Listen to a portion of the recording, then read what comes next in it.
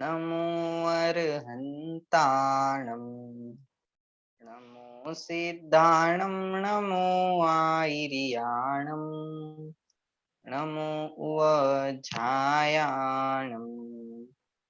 मूलोये सौवसाहुणं मङ्गलं भगवान् वीरो मङ्गलं गौतमो गणी मङ्गलं कुन्दकुन्दाद्यो जैन धर्मोस्तु मङ्गलम् सर्वमङ्गलमाङ्गल्यं सर्वकल्याणकारकं प्रधानं सर्वधर्माणां जैनं जयतु शासनम् जैनं जयतु शासनम् तीन भुवन में सार वीतराग विज्ञानता शिव स्वरूप शिवकार नमः त्रियोग संहार के।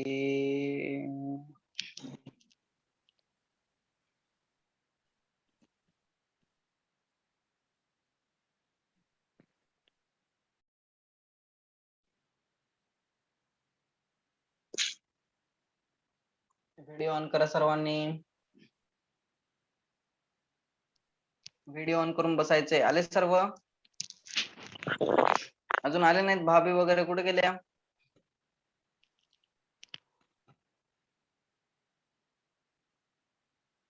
शुभांगी भाभी नाही करणार। ओके ओके, चला कुठे होतो आपण? काय बघत होतो? छडाला म्हणजे तिसरी ढाल आपली चालू होती। तिसऱ्या ढालेची चर्चा आपण करत होतो। तीन प्रकारचे जीव, जीवांची चर्चा आपण केली। तीन प्रकारचे जीव असतात, कोणकोणते? जीव का म्हणा किंवा आत्मा म्हणा, आत्म्याचे तीन प्रकार, बहिरात्मा, अंतरात्मा आणि परमात्मा। ठीक आहे, त्यामध्ये बहिरात्म्याची आणि अंतरात्म्याची चर्चा आपण खूप विस्ताराने केली। आता आपण परमात्मांची चर्चा करत होतो। कोण असतात परमात्मा? परमात्मा कोणी वेगळे नसतात। महावीर भगवान काय सांगतात?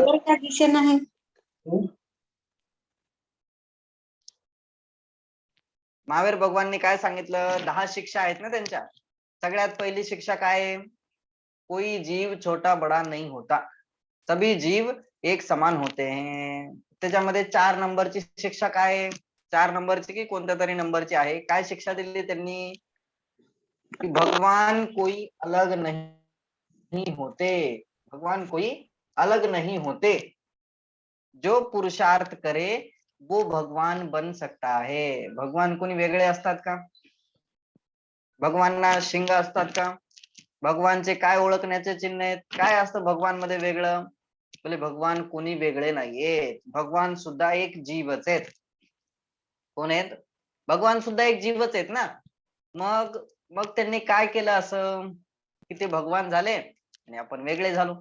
आपल्यामध्ये आणि महावीर भगवान मध्ये काय अंतर आहे? आपल्यामध्ये आणि पार्श्वनाथ भगवान मध्ये काय अंतर आहे? कशाचं अंतर आहे? ते वितरागी आहेत, सर्वज्ञानी हितोपदेशी आहेत। हा फरक आहे आपला त्यांचा। हा आपल्यामध्ये आणि त्यांच्यामध्ये फरक आहे। ठीक आहे, बघा काय अंतर आहे। 3 प्रकारच्या गोष्टी आपण शिकल्या होत्या, आठवते तुम्हाला?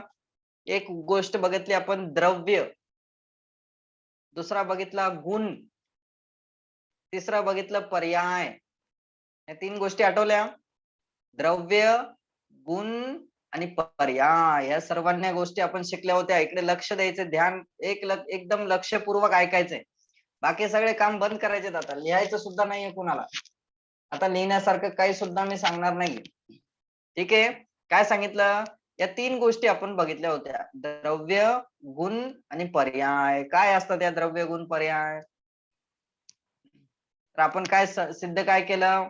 हे जे विश्व बनलेलं आहे, विश्व म्हणा, लोक म्हणा, दुनिया म्हणा, कशाने बनलेली आहे? काय आहे त्याच्यामध्ये भरलेलं? की बोले हे सगळं विश्व 6 द्रव्यांनी बनलेलं आहे। कशाने बनलेले? द्रव्यांच्या समूहाला विश्व म्हणतात। विश्व कशास म्हणतात? द्रव्यांच्या समूहाला। त्याची विस्तारपूर्वक चर्चा आपल्याला करायची आता समोर जाऊन। ठीक आहे, ते अजून पूर्ण झालेलं नाहीये। ठीक, म्हणजे या दुनियामध्ये काय आहे की बोले 6 द्रव्य आहेत, त्याच्याशिवाय दुसरं काही सुद्धा नाहीये. कोण कोणते आहेत ते 6 द्रव्य? बोले जीव, उद्गल, धर्म, अधर्म, आकाश आणि काल. हे 6 द्रव्य आठवले? या 6 द्रव्यांची चर्चा आपण केली होती. या 6 द्रव्याशिवाय या दुनियामध्ये दुसरं काही सुद्धा नाहीये. कशाचाच काही सुद्धा प्रकार तुम्हाला मिळणार नाही. अमेरिकेत काय आहे की बोले 6 द्रव्य आहेत. इंडियामध्ये काय आहेत? इंडियामध्ये सुद्धा 6 द्रव्य आहेत. इंडियाच्या बाहेर गेलं तर काय मिळणार की 6 द्रव्यच मिळणार. समुद्रात गेलं तरी 6 द्रव्य मिळणार. त्याच्याशिवाय दुसरं काही सुद्धा तुम्हाला मिळणार नाही. ठीक आहे. कोण कोणते आहेत, काय काय त्यांची डेफिनेशन आहे ते आता आपण नंतर याच्या समोरच्या छंदामध्ये येणार आहे. त्यामुळे आपण त्याची चर्चा करायची नाहीये. ठीक. तर द्रव्य म्हणजे जीव द्रव्य, पुद्गल द्रव्य, धर्म द्रव्य, अधर्म द्रव्य, आकाश द्रव्य, या सर्व द्रव्यांची चर्चा आपण केली होती. तर आपण कोणता द्रव्य आहे त्याच्यामध्ये? आपण द्रव्य आहोत जीव द्रव्य. कोणता द्रव्य आहेत आपण? जीव आहेत ना सगळे. आपण जीव द्रव्य आहेत. भगवान कोणते द्रव्य आहेत? बोले भगवान सुद्धा जीवच आहेत. भगवान कोण आहेत? भगवान सुद्धा जीव आहेत. तर मग दोघांमध्ये द्रव्य अपेक्षाने द्रव्याकडून बघितलं तर दोघांमध्ये काय अंतर आहे? काही अंतर आहे का? की ते सुद्धा जीव आहेत आणि मी सुद्धा जीव आहे. माझ्यामध्ये आणि त्यांच्यामध्ये काही सुद्धा अंतर नाहीये. जीव द्रव्याच्या अपेक्षेने बघितलं तर. दुसरा पॉइंट, आता गुण बघायचे. प्रत्येक द्रव्यामध्ये अनंत गुण असतात. किती गुण असतात? अनंत गुण भरलेले असतात. मी जीव आहे तर माझे गुण वेगवेगळे आहेत. हे शरीर पुद्गल आहे तर ह्याचे गुण वेगवेगळे आहेत. त्याचे गुण त्याच्यामध्ये वेगवेगळे बसलेले आहेत. माझे गुण माझ्यामध्ये वेगवेगळे बसलेले आहेत. समजते? अरहंत भगवानचे त्यांच्यामध्ये अनंत गुण, त्यांचे वेगवेगळे आहेत. कोणकोणते आहेत? की सगळ्या द्रव्यांमध्ये जीव असतील तर सगळ्या जीवांमध्ये अनंत गुण त्यांचे त्यांचे सारखेच आहेत. सारखेच आहेत म्हणजे ज्ञान, दर्शन, सुख, वीर्य हे सगळे सगळ्या जीवांमध्ये आहेत. म्हणजे गुणाच्या अपेक्षेने सुद्धा काही सुद्धा अंतर नाहीये. जसं ज्ञान माझ्यामध्ये आहे तसंच ज्ञान गुण सिद्ध परमात्मामध्ये सुद्धा आहे. तसाच ज्ञान गुण अरहंत परमात्मांमध्ये सुद्धा आहे. तसंच ज्ञान गुण महावीर भगवानमध्ये सुद्धा आहे. तर माझ्यामध्ये त्यांच्यामध्ये अंतर काय आहे? की बोले गुण अपेक्षाने सुद्धा अंतर नाहीये. आहे का? गुणाने सुद्धा आम्ही दोघं सेमच आहोत. मग अंतर कुठे? अंतर कुठे? की अंतर मात्र पर्याय मध्ये आहे. कुठे पर्यायमध्ये? पर्याय म्हणजे गुणांच्या बदलाला पर्याय म्हणतात. पर्याय कशाच म्हणतात? गुणांच्या बदलाला पर्याय म्हणतात. जे गुण प्रति समय बदलत असतात. प्रति समय बदलत असतात. ज्ञान गुण प्रति समय बदलतो की नाही? आता माझ्या ज्या ज्ञानामध्ये येत आहे तेच दुसऱ्या टायमाला जाणण्यामध्ये येणार का? की बोले प्रति समय बदलणार. माझं सुख सुद्धा प्रति समय कमी जास्त कमी जास्त कमी जास्त होत आहे. होत आहे की नाही? की त्याच्यामध्ये सुद्धा बदलाव चालू आहे. समजलं? तर हे द्रव्य, गुण आणि पर्याय याची चर्चा खूप मोठी आहे. आपण सर्व विस्तारने केली होती. आता समोर छंदामध्ये येणार आहे. फक्त आता इथे सांगायचं काय की परमात्मा म्हणजे कोण? कोण असतात परमात्मा? की बोले फक्त आत्मा तर सेमच आहेत. आत्मा तर सेमच आहेत. आत्मा सेमच आहेत. ठीक आहे. आता त्या आत्म्याच्या समोर लागलेले 3 मुख्य पॉइंट होते. कोणकोणते? एक होता बहिर आत्मा, एक होता अंतर आत्मा, एक होते परमात्मा. हे 3 पॉइंट होते ना. तर जे बहिरात्मा आहेत बोले ते सुद्धा पर्याय अपेक्षेने आहेत. पर्यायानेच त्यांची खराब आहे. बाकी आतमध्ये द्रव्य आत्मा सेमच आहे. अंतरात्माची सुद्धा आत्मा सेमच आहे. परमात्मांची सुद्धा आत्मा सेमच आहे. या तिघांची आत्मा सेम टू सेम आहे. आत्म्यामध्ये कुठेही फरक नाहीये. तिघांच्या आत्मेमध्ये एक सुद्धा गुणाची कमी जास्तपणा नाहीये. की परमात्मामध्ये जास्त गुण असतील, माझ्यामध्ये कमी असतील. परमात्मामध्ये सुद्धा अनंत आहेत, माझ्यामध्ये सुद्धा अनंत आहेत. समजते गोष्ट? फक्त फरक काय आहे? फक्त फरक एवढा आहे की त्यांचे गुण प्रगट झालेले आहेत. काय झालेले आहेत? त्यांचे गुण प्रगट झालेले आहेत आणि माझे गुण कर्माने झाकलेले आहेत. काय झालेले आहे?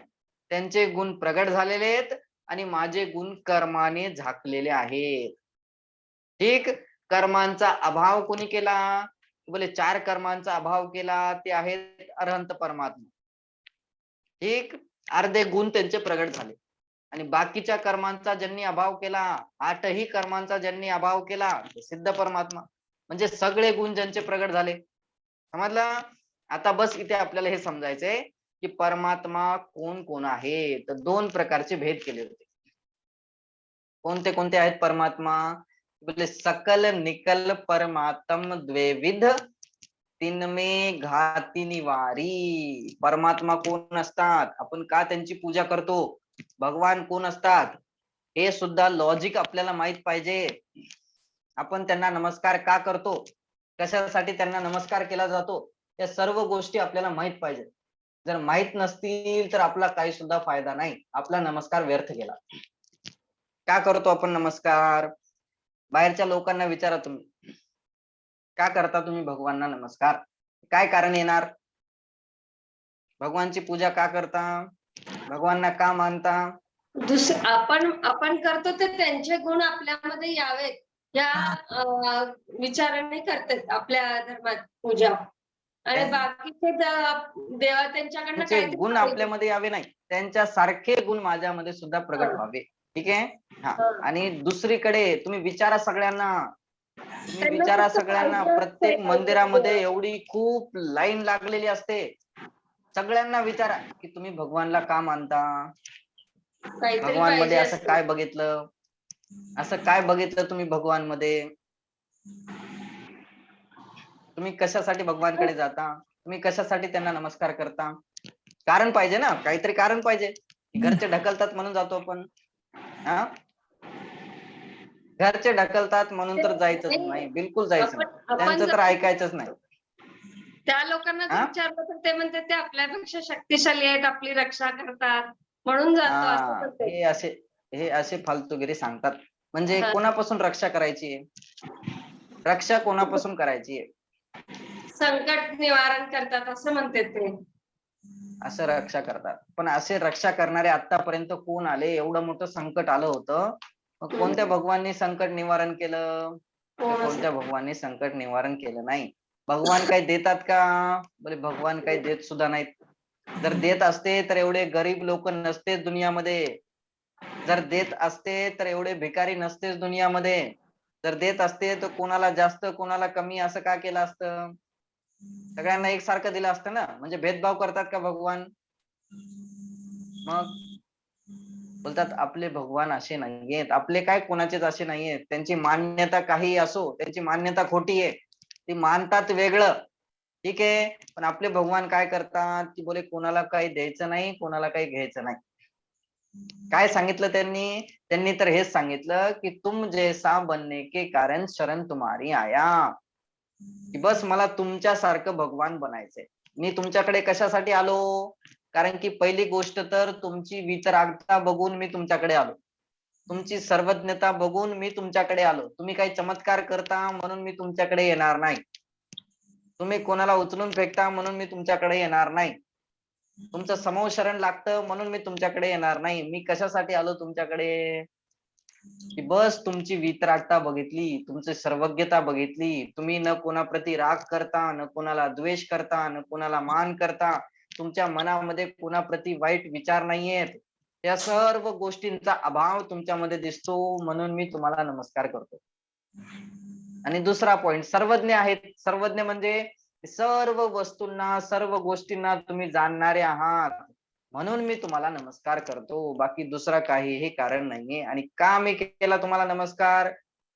कारण की तुमच्यासारखे गुण माझ्यामध्ये सुद्धा यावे, यासाठी मी तुम्हाला नमस्कार केला. बाकी दुसरं कुठलंही कारण नाहीये. ठीक, आता समोर जायचं आपल्याला. आता आपण काय बघितलं की हे 2 प्रकारचे परमात्मा असतात. एक तर सकल परमात्मा, एक निकल परमात्मा. सकल परमात्मा म्हणजे कोण? स म्हणजे सहित, कल म्हणजे शरीर, की जे शरीर सहित परमात्मा असतात त्यांना सकल परमात्मा म्हणतात.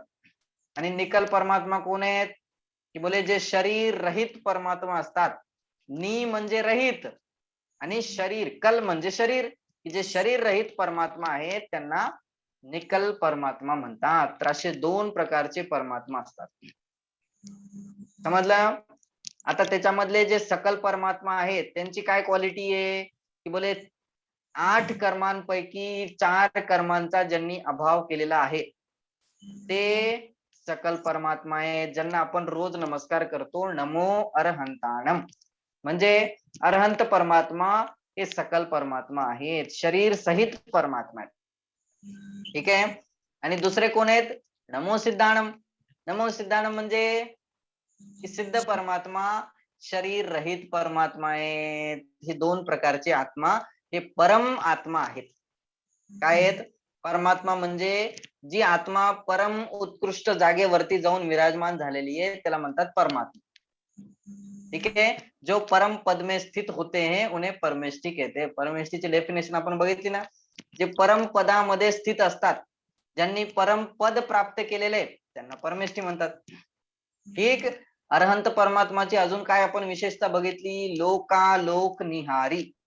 जे लोकालोकाला, लोक आणि अलोकाला निहारी, निहारी म्हणजे जाणतात, त्यांना काय म्हणणार?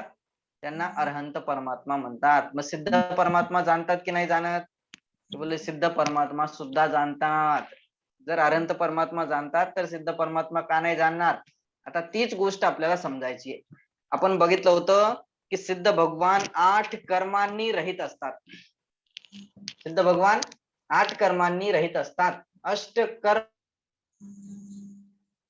नाश करी ऐसे सिद्ध देव हे. आता ते कोणकोणते 8 कर्म आहेत? परत त्रिविध कर्म मल बघितला होता आपण. 3 प्रकारचे कर्म मल बघितले होते. ठीक आहे. आता एक कर्मांची चर्चा आपल्याला करायची थोडी. कर्म काय असतात? कर्म म्हणजे काय? आपण सगळे म्हणतो कर्म बनतात, कर्म बनतात, कर्माचा बंध होतो, कर्माचा बंध होतो. कर्ममलचं एकदा सांगा ना. कर्ममल बद्दल थोडे कर्ममलचं डेफिनेशन म्हणा किंवा थोडं कर्ममलचे डेफिनेशन सगळं सांगणार. पहिले आपल्याला कर्म काय आहे ते समजून घ्यायचं. त्रिविध, त्रिविध म्हणजे 3 प्रकारचे कर्म असतात. कर्माला सगळे मानतात, सगळी दुनिया मानते. पाप कर्म, पुण्य कर्म सगळे म्हणतात की पुण्य कर्म केले पाहिजेत, पाप कर्म केले पाहिजेत. कर्माचे 2 अर्थ होतात. कर्म म्हणजे काम सुद्धा होतं. कर्म म्हणजे क्रिया. कर्म म्हणजे क्रिया, क्रिया सुद्धा होते. जे आपण काम करत असतो ते काम सुद्धा कर्म मध्येच येतं, परंतु ते इथे पकडायचं नाही. कर्म ही पूजा आहे, म्हणजे माझं जे काम आहे तेच माझी पूजा आहे असं नाही. ते दुसरे लोक मानत असतात. आता चपराशीचं काम करतो तर तीच त्याची पूजा झाली. पण असे याला कर्म म्हणत नाही. जैन दर्शन मध्ये जे कर्माचा बंध होतो आणि जी कर्माची मुक्ती होते, तर कर्माचं बंधन झाल्यानंतर जीव दुखी होतो, जीव संसारमध्ये अटकतो. आणि कर्मापासून मुक्ती मिळाल्यानंतर जीव मुक्त होतो आणि सिद्ध दशामध्ये विराजमान होतो. तर कर्म आहेत तरी कोण? सगळ्यांना कर्म बंद होतो की नाही होत? सगळ्यांना कर्म बंद होत असतो. कंटिन्यू कर्म बंद चालू आहे. आश्रव बंद, आपण ह्या सगळ्या गोष्टी ऐकल्या होत्या, हे सर्व गोष्टी बघितल्या होत्या. आश्रव म्हणजे कर्माचे येणे, बंद म्हणजे थांबणे. या सर्व गोष्टी बघितल्या. आता कर्म इथे लिहिले 3 प्रकारचे असतात. कर्म किती प्रकारचे असतात? 3 प्रकारचे असतात. कोणकोणते? बोले एक द्रव्य कर्म, भाव कर्म आणि नो कर्म. ठीक आहे. पहिले कर्म समजून घ्या. कर्म काय असतात? पुद्गल द्रव्य माहिती आहे सर्वांना, ज्यामध्ये स्पर्श, रस, गंध, वर्ण असतात त्याला पुद्गल द्रव्य म्हणतात. ज्याच्यामध्ये स्पर्श आहे, स्पर्श म्हणजे टच, ज्याला आपण टच करू शकतो. ज्याच्यामध्ये रस आहे, ज्याच्यामध्ये गंध आहे आणि ज्यामध्ये वर्ण आहे. हे पेन आहे. ओके. या पेनाला आपण टच करू शकतो. स्पर्श सुद्धा आहे याच्यामध्ये. स्मेल येतो की नाही याचा? भले आपल्याला कळत नाही, परंतु काही ना काही स्मेल याचा येणार. रस, रस म्हणजे टेस्ट, टेस्ट येते की नाही याचे? भले काही ना काही टेस्ट येते. भले आपल्याला समजत नाही, सुधरत नाही कोणती टेस्ट आहे, काय आहे, तिखट आहे की गोड आहे की आंबट आहे सांगता येणार नाही, परंतु टेस्ट आहे की नाही? बोले आहे. स्पर्श सुद्धा आहे. गंध, गंध म्हणजे स्मेल सुद्धा आहे. रस, रस म्हणजे टेस्ट सुद्धा आहे. आणि वर्ण म्हणजे कलर. वर्ण म्हणजे कलर. तर या 4 गोष्टी ह्या मुख्य सांगितल्या. या 4 गोष्टी मुख्य सांगितल्या. असे हे गुण आहेत. हे काय आहेत? हे पुद्गल द्रव्याचे गुण आहेत. तर असे गुण प्रत्येक पुद्गल द्रव्यामध्ये अनंत अनंत असतात. हे 4 तर मुख्य सांगितले. अनंत आपण आता सांगू शकत नाही. ठीक आहे. तसे याच्यामध्ये अनंत गुण आहेत. परंतु मुख्यतया आपल्याला 4च दिसतात, 4च समजतात. एक तर असं आता सगळीकडे लावून घ्यायचं. ज्याच्यामध्ये स्पर्श असणार, ज्याला रंग असणार, ज्याला कलर असणार, ज्याला वर्ण असणार, बोले त्याच्यामध्ये हे 4च्या 4 गुण असणार म्हणजे असणार. आणि त्याला काय म्हणतात? त्याला जिनवानीमध्ये म्हणतात पुद्गल द्रव्य. जिनवानीमध्ये म्हणजे सामान्य भाषेमध्ये म्हणा किंवा सगळीकडे त्याचं नावच पुद्गल द्रव्य आहे. ओके. तसं हे शरीर सुद्धा, याच्यामध्ये सुद्धा कलर आहे, स्पर्श आहे, रस आहे, गंध आहे, वर्ण आहे.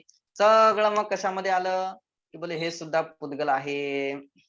वरती आकाश दिसतंय ते आकाश द्रव्य आहे की पुद्गल द्रव्य आहे? कोणतं द्रव्य वरती दिसतं ना? हा, पुद्गल द्रव्य आहे ना. पुद्गल द्रव्य. वरती जो दिसतो तो आकाश द्रव्य आहे की पुद्गल द्रव्य? कोणता द्रव्य आहे? पुद्गल द्रव्य. आकाश ना, आकाश द्रव्य. आकाश द्रव्य आहेच आता ना. काय सांगितलं मी? आकाश द्रव्य आहे आता काय सांगितलं मी? गंध सगळे असते. ज्याच्यामध्ये स्पर्श आहे, रस आहे, गंध आहे, वर्ण आहे, या 4 गोष्टी त्याच्यामध्ये आहेत की नाही? वर्ण म्हणजे कलर. कलर दिसतो की नाही वरती? म्हणजे निळा निळा कलर आहे, कुठे कुठे सफेद सफेद दिसतो. तर या गोष्टी दिसतात म्हणजे याचा अर्थ काय? याचा अर्थ तो पुद्गल द्रव्य आहे. कोणता द्रव्य? पुद्गल द्रव्य. आता आपल्या डोळ्याने जे काही आपल्याला दिसणार, जे काही दिसणार, म्हणजे आपल्या डोळ्याला फक्त कलरच दिसतात, दुसरं काही दिसतच नाही. बे कलर वाली कोणतीच वस्तू दिसत नाही. मग ज्याच्यामध्ये कलर आहे त्याच्यामध्ये बाकीचे 3 असणार म्हणजे असणार. स्पर्श पण असणार, गंध पण असणार आणि स्मेल पण असणार आणि त्याचा टेस्ट सुद्धा असणार. या सर्व गोष्टी त्याच्यामध्ये असणार. ठीक आहे. तर या 4 गोष्टी ज्याच्यामध्ये असतात त्याला पुद्गल द्रव्य म्हणतात. ठीक आहे. आता हे पुद्गल द्रव्य आहे. ओके. हे काय आहे? हे पुद्गल द्रव्य. आता पुद्गल द्रव्यामध्ये याचे 2 भेद असतात. किती भेद असतात? 2 भेद असतात. कोणकोणते भेद असतात 2? कोणाला माहिती आहे? बघा, आपल्याला कर्म समजायचे. कर्म काय आहे? कर्माची हा, बोला बोला. अणु आणि हे काहीतरी स्कंध म्हणून हा हा, स्कंद. अणु आणि स्कंध. अणु आणि स्कंध. परमाणु आणि स्कंध. परमाणु आणि स्कंध असे 2 भेद असतात पुद्गल द्रव्यांचे. पुद्गल द्रव्याचे किती भेद? 2 भेद झाले. कोणकोणते? अणु आणि स्कंध किंवा परमाणु आणि स्कंध असे 2 प्रकारचे भेद असतात पुद्गल द्रव्यांचे. ओके. समजलं सर्वांना? आता हे काय असतात बघा. आता याचं आपण काय करायचं, याचे एकदम बारीक बारीक बारीक बारीक बारीक तुकडे करायचे आपल्याला. किती करायचे? एकदम छोटे छोटे छोटे छोटे छोटे छोटे छोटे छोटे तुकडे करायचे. किती छोटे तुकडे होऊ शकतात याचे? किती होऊ शकतात? खूप अनंत होऊ शकतो. किती होऊ शकतात? म्हणजे खूप होऊ शकतात. आता ह्याचा आपल्याला खूप होऊ शकतात ना, तर मग याचे किती तुकडे करायचे? की बोले एवढे छोटे छोटे तुकडे करायचे की ज्याचा दुसरा तुकडा आता होणार नाही. काय नाही होणार? ज्याचा दुसरा भाग आता होणार नाही. असे प्रत्येक द्रव्याचे या दुनियामध्ये असा कुठलाच पुद्गल द्रव्य नाहीये ज्याला आपण तुकडे तुकडे करू शकत नाही. अशी कोणती वस्तू आहे मला सांगा ज्याला आपण तोडू शकत नाही? असा कोणता पदार्थ आहे ज्याचे आपण 2 तुकडे करू शकत नाही? 2 तुकडे काय, एकदम बारीक बारीक त्याचा भुगा करू शकत नाही. असा कोणता पदार्थ आहे? नाव सांगायचं एखादं. आहे कोणतं? हा, एवढे वर्ष झाले ना तुम्हाला, एवढंच माहित नाही? स्कंदामध्ये काय केलं मग तुम्ही? हा, किती वर्ष झाले? कमीत कमी 40 वर्ष तर झाले ना. 40, कोणाला 50 पार झालेत. एवढ्या वर्षामध्ये एवढं सुद्धा माहित नाही तुम्हाला? दगडाचे करू शकतो ना, जेवढे बारीक तुकडे करायचे तेवढे. दगडाचे होऊ शकतात, लोखंडाचे होऊ शकतात. अजून तसं सांगायचं कोणता असा पदार्थ आहे ज्याला आपण कोणत्याही गोष्टीचं करू तुकडे शकतो तुकडे बारीक. करू शकत? हा, बऱ्याच गोष्टींचं करू शकतो बारीक पण. बऱ्याच नाही, मला कोणते गोष्टी अशी आहे ज्याचे करू शकत नाही ते सांगायचं. नाही असं मी तर कोणतं म्हटले सगळ्याच गोष्टी अशा आहेत ज्याचे तुकडे. आत्मा सोडला तर कशातच काय बाकी उद्गल द्रव्याचे तुकडे होतातच ना. उद्गल द्रव्याचे तुकडे होतातच. म्हणजे या दुनियामध्ये अजून विचार करून या, नेक्स्ट क्लास पर्यंत हुडकून या, नेटवर हुडका, इकडे तिकडे जिकडे जिकडे हुडकायचंय असे अनब्रेकेबल असा कोणता पदार्थ आहे तो विचारायचा आहे. नेटला विचारा, कुणाला विचारायचं विचारा. ठीक आहे, आकाशद्रव्य येतं का? आकाशद्रव्य फक्त पुद्गलची गोष्ट करत आहे मी, आकाश द्रव्याची गोष्ट करत नाहीये सध्या. कुणाची गोष्ट करत आहे? फक्त पुद्गल द्रव्यांची गोष्ट करत आहे, जे आपल्या डोळ्याने दिसतं, जे आपल्याला दिसतं त्याच्यामध्ये असा कोणता पदार्थ आहे ज्याला आपण तोडू शकत नाही. आपल्या असा कोणताच पदार्थ नाहीये, सगळ्या पदार्थांचे तुकडे होऊ शकतात. समजलं? म्हणजे की त्याला म्हणतात पुद्गल द्रव्य. आणि आता याचे आपण एवढे छोटे छोटे तुकडे केले की ज्याचा दुसरा भाग होणार नाही. एवढा छोटा तुकडा केला आपण की ज्याचा दुसरा भाग होणार नाही, त्याला म्हणतात पुद्गल परमाणु. त्याला काय म्हणणार? त्याला म्हणतात पुद्गल परमाणु. धूर असते ना, धूर. हा, धूरचे पण धूर तुकडे होतात ना की नाही होत? धूरचे कसे होतात तुकडे? धूर वरती गेल्यानंतर दिसतो का तुम्हाला? पसरून जातो की नाही जात? नाही, पण खाली दिसतो ना. पसरून पसरून तो वेगवेगळा होतो की नाही? मग खाली होतो, असते ना का? खाली पण दिसतो त्याला ना आपण खाली. तोडू शकतो की नाही तोडू शकत? खाली पण पडते ना दुराची सारख्या. खाली पण आपण असं असं काय? केलं की हा वेगळा होतो ना. होतेच ना त्याचे हा, दूर वेगळा होतोच तो. तुकडे नाही असा होत कोणता त्याचे. पदार्थ आहे वेगळा ज्याला होतो आपण तोडू शकत नाही? हा, धूर तोडू शकत नाही. म्हणजे ते तुकडे ना आपण धुरामध्ये असं हात केलं की वेगळा होतं स्कंद ते. होत नाही. धुराचे स्कंद होत नाही हा. म्हणते मी. स्कंद. स्कंद कसे बारीक. होत नाही? स्कंदच आहे तो. तो जो दिसत आहे ना तो स्कंदच आहे. बघा आता पहिला पॉइंट नीट समजून घ्या. आता नीट समजून घ्या. असा पुद्गल द्रव्याच्या सर्वात, माईक बंद करा.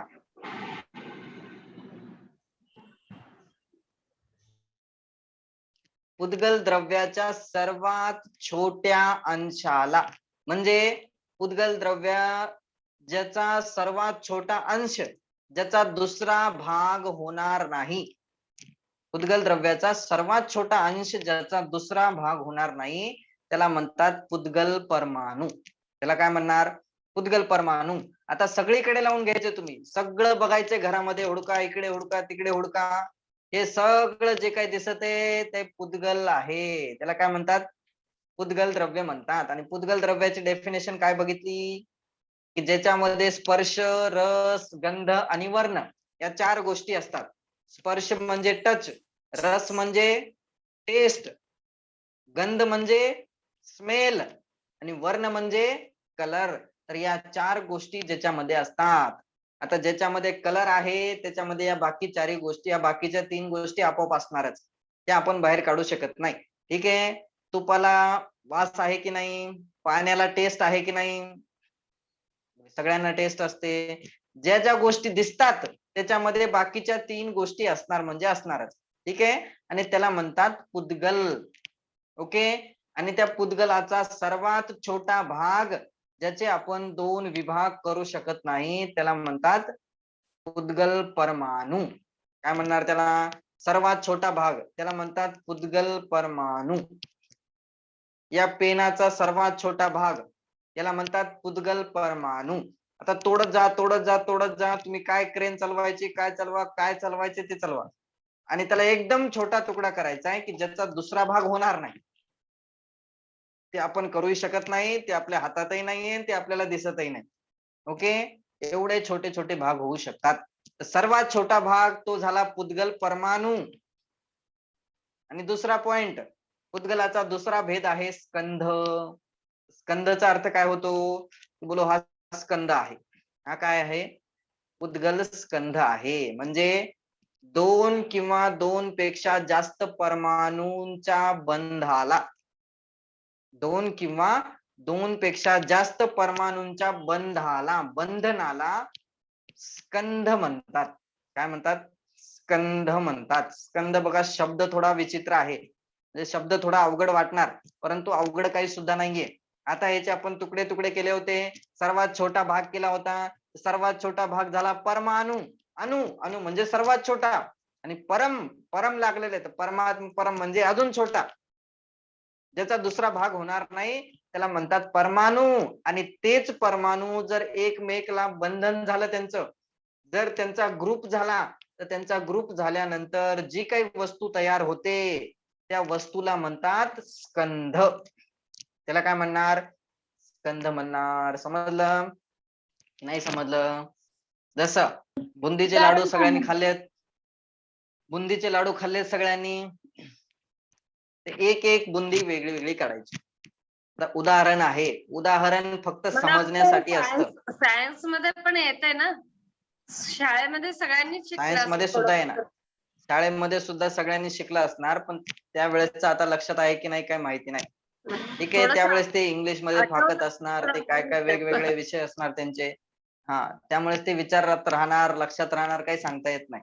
ओके, सायन्स सुद्धा मानते परमाणू पासून ते बॉम्ब बनवतात, तर तो हा परमाणू नसतो, तो वेगळाच परमाणू असतो. ठीक आहे, समजलं? जसं बुंदीचा लाडू आहे, एक एक बुंदी केली वेगवेगळी, एक एक बुंदी आहे, एक एक परमाणू. उदाहरणासाठी तसं एका एका बुंदीमध्ये असंख्यात परमाणू आहेत, एका एका बुंदीचे सुद्धा आपण तुकडे करू शकतो अजून. समजते? तर एक एक बुंदी एक एक परमाणू झाली. आता बुंदीला आपण गोळा केला, त्यांचा समूह केला, त्यांचा ग्रुप बनवला, तर त्यांचा ग्रुप बनल्यानंतर तो बनला लाडू. आता काय नाव होतं त्याचं? एक एक होती त्यावेळेस होती बुंदी, आता ग्रुप झाल्यानंतर लाडू. लाडू झाला की नाही? तो ग्रुप झाला. तसं सेम टू सेम या दुनियामध्ये जेवढे पदार्थ आहेत त्या सगळ्या पदार्थांची हेच पोझिशन आहे. जे काही आपल्याला दिसतात ते फक्त पुद्गल द्रव्य दिसतात, जीव द्रव्य दिसत नाहीत. बाकीचे कुठलेच द्रव्य आपल्याला दिसणार नाहीत, फक्त पुद्गल द्रव्य आपल्याला दिसतात. आणि पुद्गलांमध्ये सुद्धा परमाणू दिसत नाहीत, छोटे छोटे परमाणू दिसत नाहीत. मग कोण दिसतं? की मात्र स्कंधच आपल्याला दिसत असतात. कोण दिसतात? स्कंध आपल्याला दिसत असतात. पुद्गल परमाणू सुद्धा आपल्या बघण्यामध्ये येणार नाही, आपल्यामध्ये तेवढी पॉवर नाही. समजलं? तर हे दोन प्रकारचे भेद असतात. कुणाचे? आता सगळीकडे लावून घ्या तुम्ही, प्रत्येक वस्तूला लावायचे, तसंच टेबलला लावा, खुर्चीला लावा, घराला लावा, मोबाईलला लावा, तुम्हाला लावा, स्वतःला लावा, सगळीकडे लावायचंय. आपल्या शरीरामध्ये सुद्धा सेम टू सेम तसंच आहे की नाही? आपलं शरीर पण एका ह्याने बनलेलं आहे का? एका परमाणू पासून नाही बनलेलं आहे, अनंत परमाणूंपासून बनलेलं आहे. आपलं घर किती परमाणूंपासून बनलेलं आहे? बोले अनंत परमाणूंपासून बनलेलं आहे. ठीक आहे. आणि दुसरी गोष्ट म्हणजे मेन पॉइंट याच्यामध्ये काय समजायचा, की तो एक एक जो छोटा छोटा पुद्गल परमाणू आहे ना, तो खरा पुद्गल द्रव्य आहे, तो खरा पुद्गल द्रव्य. आणि त्या एका एका छोट्या छोट्या पुद्गल परमाणू मध्ये अनंत गुण आहेत. त्याचा स्पर्श वेगळा आहे, त्याचा रस वेगळा आहे, त्याचा गंध वेगळा आहे, त्याचा वर्ण वेगळा आहे. या सर्व गोष्टी त्या एका एका छोट्या पुद्गल परमाणू मध्ये असतात. आणि त्याचं स्वतःच परिणमन तो स्वतःच करत असतो. त्याचं परिणमन कोणते भगवान करत नाहीत, त्याचं परिणमन कोणत्या भगवानच्या हातामध्ये नाहीये. त्याच्या स्वतःच परिणमन तो स्वतःच करणार. आपल्या शरीरमध्ये बदलाव कोण करतं? कोण करतं? हे नवीन रोड बनला, याला खराब कोण करतं? पाऊस कोण पाडतं? झाडाला कोण खराब करतं? झाडांना कोण मोठं करतं? हे कसं होतं सगळं परिणाम? एक एक केस कसा पांढरा होत जातो? ते आतमध्ये काहीतरी कमी पडलं म्हणून पांढरा झाला. आतमध्ये काहीतरी कमी पडलं, हे तर बाहेरचं कारण आहे जे आपल्याला दिसतं. पण असली कारण त्याचे स्वतःचे पुद्गल परमाणू वेगवेगळे आहेत. आणि ते जसं परिणमन करणार आहे ते तसंच करणार, ते आपल्या अनुसार करणार नाही. त्यांचं परिणमन होता स्वयं जगत परिणाम, मैं जग का करता क्या काम. जे एका एका परमाणूचं परिणमन स्वतःमध्येच होणार, त्याच्यामध्ये जो बदलाव होणार तो स्वतःच काम करणार. त्याचा बदलाव आपण करू शकत नाही. आपण तर फक्त डोक्यावरती घेऊन फिरतो की मी याला बदलतो, मी याला बदलतो, मी याच्यामध्ये चेंज करतो, असं फक्त माथ्यावरती भार घेऊन आपण फिरत असतो. समजलं? त्याची आता चर्चा करू आपण, ते विषय नाहीये. हे जर चर्चा करत बसलो तर 2-4 घंटे इथंच निघून जातील. समजलं? हे वस्तू स्वरूप आहे. हे आपल्याला पूर्ण जिनवाणीमध्ये हेच शिकायला मिळणार. आणि हे ज्याला समजलं त्याच्या आतमधून आनंद आल्याशिवाय राहणार नाही. समजलं? हे खरं जैन दर्शन आहे. जैन दर्शन फक्त पूजापाठ करण्याचं नाव नाहीये, फक्त अभिषेक करण्याचं नाव नाहीये. हे जैन दर्शन असली जैन दर्शन आहे. जिनवाणीमध्ये असली काय काय गोष्ट सांगितली ती आपल्याला माहित पाहिजे, ती आपल्याला क्लिअर पाहिजे. ती माहित असेल तरच बाहेर सगळं बरोबर आहे. एक समजलं? विचार म्हणजे आपल्या प्रत्येक जे कर्म आहे ते पण परमाणूच ना एक. हा, ते तिथेच आणायचं होतं मला. त्यासाठीच मी परमाणू आणि स्कंद तुम्हाला सांगितला. समजलं? आता दुसरा पॉइंट. आता समजले परमाणू आणि स्कंद या दोन गोष्टी समजल्या तुम्हाला. परमाणू म्हणजे पुद्गलाच्या सर्वात छोट्या अंशाला परमाणू म्हणतात. ठीक आहे. आणि 2 किंवा 2 पेक्षा जास्त परमाणू ज्यावेळेस एकत्र होतात, आता किती होऊ शकतात की बोले संख्यात होऊ शकतात, असंख्यात होऊ शकतात किंवा अनंत होऊ शकतात, किती होऊ शकतात. संख्यात मध्ये किती आले बोले 2 पण येऊ शकतात, 3 पण येऊ शकतात. संख्यात म्हणजे संख्या, असंख्यात म्हणजे जी आपल्याला मोजता येत नाही, आणि अनंत म्हणजे ज्यांचा एंड नाहीये. समजलं?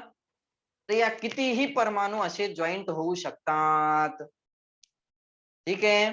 आता कर्मावरती यायचे आपल्याला. आता कर्म काय असतात? हे जे छोटे छोटे परमाणू आहेत ते पूर्ण विश्वामध्ये ठसाठस भरलेले आहेत. कुठे भरलेले आहेत? कुठे राहतात हे परमाणू? की पूर्ण लोकामध्ये आपल्या आजूला बाजूला सगळीकडे ठसाठस हेच परमाणू भरलेले आहेत. ते आपल्याला दिसत नाहीत कारण की ते खूप छोटे छोटे असतात. आणि ते आपल्याला आपण हात लावला तर ते आपल्याला का लागत नाहीत? म्हणजे ते छोटे छोटे आहेत, त्यांचा आपल्याचा काही संबंध नाहीये.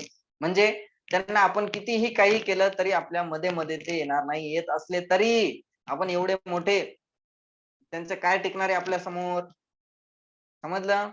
म्हणून पण असे आहे की सगळ्या लोकांमध्ये, सगळ्या विश्वमध्ये, पूर्ण विश्वामध्ये ते ठसाठस भरलेले आहेत. कोण? उद्गल परमाणू. कोण भरलेले आहेत? उद्गल परमाणू. आम्हाला तर काय दिसतंय? आम्हाला तर सगळे स्कंदच दिसतात. स्कंदच दिसतात की नाही? सगळे स्कंदच दिसत आहेत आम्हाला. वही बघा, पेन बघा, मोबाईल बघा, घर बघा, बार बघा. बाहेर बघितलं की स्कंद दिसणार, आत बघितलं तरी स्कंद दिसणार, कुठे गेलो तरी स्कंद दिसणार. स्कंदच दिसतात ना. परमाणू तर दिसतच नाही आणि तुम्ही बोलतात परमाणू भरलेले आहेत. तेच मी सांगत आहे की परमाणू आपल्या ज्ञानाचा विषय बनत नाही. ते आपल्याला दिसणार नाहीत. आपल्याला तर कोण दिसणार? की ज्या वेळेस ते मिक्स होतात, ज्या वेळेस त्यांचा ग्रुप होतो, ते ग्रुप झाल्यानंतर मग आपल्याला ते स्कंद झालेले दिसतात. समजलं? परमाणू आपल्याला दिसणार नाही. आता त्या परमाणूंमध्ये खूप वेगवेगळ्या प्रकारची पॉवर असते, खूप वेगवेगळ्या प्रकारची ताकद असते. एक तर त्यांचा समूह होऊ शकतो आणि परत वेगवेगळे ते होऊ शकतात. ठीक आहे. आता हे त्यांचा समूह झाला, परत ते वेगवेगळे होऊ शकतात, काही प्रॉब्लेम नाहीये. ठीक समजतंय की नाही समजत आहे? दुनियातली कुठली वस्तू उचला, त्याचा जो समूह झालेला आहे बोले तो थोड्या वेळानंतर खतम होणार. थोड्या वेळानंतर कुणाला 1 वर्ष लागेल, 2 वर्ष लागेल, 4 वर्ष लागेल, 50 वर्ष लागतील, पण तो खतम होणार. तो राहणार नाही. तो त्याचे परमाणू कंटिन्यू निघत जाणार, म्हणजे तो खतम होऊन जाणार. नाही, ठीक आहे. आता दुसरा पॉइंट. खतम होणार नाही ना. त्याचे फक्त परमाणू वेगळे होणार असं ना. परमाणू फक्त वेगवेगळे होणार. परमाणू हा. फक्त वेगवेगळे होणार. जसा तो मिळाला होता ना, जसा तसं त्यांचा वेगळं. समूह झाला होता, तसंच ते वेगवेगळे सुद्धा होत जाणार. म्हणजे जसे बुंदीचा लाडू बनवला तसं बुंदी वेगवेगळी होते की नाही? भले कोणी करत नाही, पण वेगवेगळी होऊ शकते की नाही? होऊ शकते, काही प्रॉब्लेम नाही. ठीक आहे. तसेच दुनियातील सगळे पदार्थ आपण त्याला जाळून टाकलं, आपण त्याला गाळून टाकलं, आपण त्याला तोडून फोडून टाकलं, तर तोडून फोडून टाकलं म्हणजे त्याच्यामध्ये काही गायब झालं का? गायब काही सुद्धा होणार नाही. त्याची फक्त अवस्था बदलणार, त्याची फक्त पर्याय बदलणार. समजते? त्याचा फक्त फॉर्म चेंज होणार. काय होणार? फक्त पर्याय त्याची चेंज होत असते. जसा हा पेन आहे, आता याला जाळून टाकलं तर काय झालं? तुला जाळून टाकलं तर त्याची वेगळी काहीतरी अवस्था आली. आपलं शरीर जळाल्यानंतर काय होतं? गायब होतं का? गायब होत नाही. ती सगळी राख झाली तिथं. राख झाली, त्याला उचलून आपण काहीतरी करतो. परत त्याची राख मध्ये दुसरं काहीतरी होतं. असं कंटिन्यू चेंजेस त्याच्यामध्ये चालू असतात, पण नष्ट काही सुद्धा होणार नाही. एक सुद्धा परमाणू कोणी उत्पन्न केला नाहीये आणि एक सुद्धा परमाणू कोणी खतम सुद्धा करू शकत नाही. कोणामध्येच एवढी ताकद नाहीये. एक परमाणू तरी मला उत्पन्न करून दाखवायचा. भगवान सुद्धा समर्थ नाहीयेत. भगवान सुद्धा म्हणतात, मी सुद्धा कुणाला काही उत्पन्न केलेलं नाहीये आणि मी सुद्धा कुणाचा नाश करू शकत नाही. कारण माझ्यामध्ये अस्तित्व नावाचा गुण आहे. कोणता गुण आहे? अस्तित्व नावाच्या गुणाची चर्चा केली आपण. आठवते तुम्हाला? सगळ्या द्रव्यांमध्ये अस्तित्व नावाचा गुण आहे. अस्तित्व म्हणजे आहेत, त्यांची सत्ता आहे. त्यांना कोणी उत्पन्नही केलेलं नाहीये आणि त्यांचा कोणी नाशही करणार नाही. शरीराचा नाश होणार आहे की जीवाचा नाश होणार आहे? कोणाचा नाश होणार आहे मग? कोण संपेल? कोण मरेल? कोण खतम होईल? हा, कोण खतम होतं मला सांगा? कोणच नाही व्हिडिओ ऑन संपणार. करा सर्वांनी. नाही व्हिडिओ ऑन करा सर्वांनी. कोणच नाही संपणार ना, सगळं आहे राहणार. सगळं राहणार. सगळे जसे आहेत तसेच राहणार. फक्त पर्याय बदलत असते.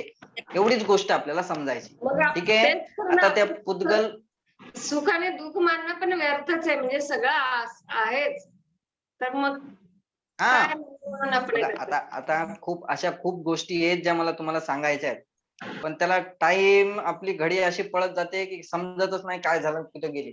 आता मला कर्म समजायचे होते, इथे 8:30 वाजून गेले. कर्म अजून सुरूच झाले नाही. तर काय करायचं? बघा, आता समोर येणार आहे 6 द्रव्यांची चर्चा समोर येणार आहे. त्याच्यामध्ये आपण विशेष त्याची चर्चा करू. ओके. आता फक्त एवढं समजायचं की हे जे पुद्गल परमाणू आहेत ते पूर्ण लोकांमध्ये ठसाठस भरलेले आहेत. ठीक आहे. सगळीकडे पुद्गल परमाणू आपोआप भरलेले आहेत. ते आपापलं काम करत आहेत. ओके. आता त्या पुद्गल परमाणूंमध्ये कर्मरूप बदलण्याची शक्ती सुद्धा असते. ते पुद्गल परमाणूच कर्मरूप परिवर्तित होऊ शकतात. काय होऊ शकतात? कर्मरूप परिवर्तन त्यांच्यामध्ये होऊ शकतं. त्यांचाच कर्म बनणार. काय बनणार? कर्म बनणार. त्या पुद्गल परमाणूंमध्ये अशी ताकद असते की ते आपल्या आजूबाजूला सगळीकडे आहेत. तुम्ही कुठे जरी गेलात तरी तुम्हाला पुद्गल परमाणू पिच्छा सोडणार नाही. सगळीकडे असणार. ठीक आहे. आणि त्यांच्यामध्ये एक ताकद असते की ते कर्मरूप परिवर्तन करत असतात. जन्मानी सांगते, काय सांगते? की ते कर्मरूप बदलत असतात.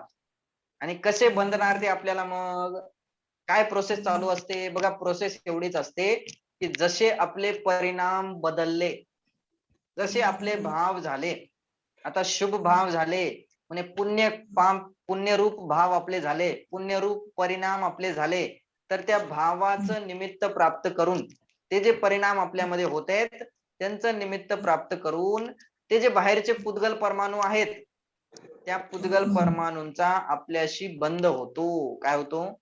बंध होतो. काय होणार? बंद होणार. आश्रव म्हणजे ते कर्मरूप परिवर्तन करून आपल्याकडे अट्रॅक्ट होतात. ते येतात, त्याला म्हणतात आश्रव. त्याला काय म्हणणार? आश्रव. म्हणजे ते कर्म आपल्याकडे अट्रॅक्ट होणार, ते आपल्याला येऊन चिटकणार. कोणाला? शरीराला नाही, आत्म्याला येऊन चिटकत असतात. कर्माला शरीराला बंद होत नाही. कोणाला बंद होतो? आत्म्याला बंद होत असतो. ओके. आणि ते कर्म येऊन चिटकले की मग आपल्याला बंद झाला, ते कर्म आपल्याला बंधले.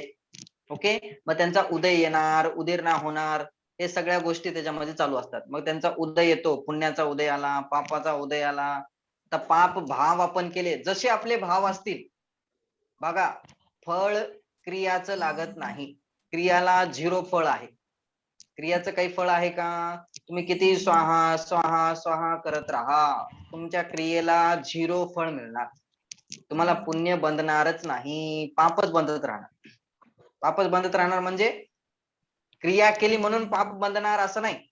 तुमचे जसे भाव असतील त्या भावानुसार, त्या परिणामानुसार तुम्हाला कर्माचा बंध होत असतो. तुम्हाला म्हणजे सर्वांनाच. मला सुद्धा. सर्वांना कर्माचा बंध कशाने होतो?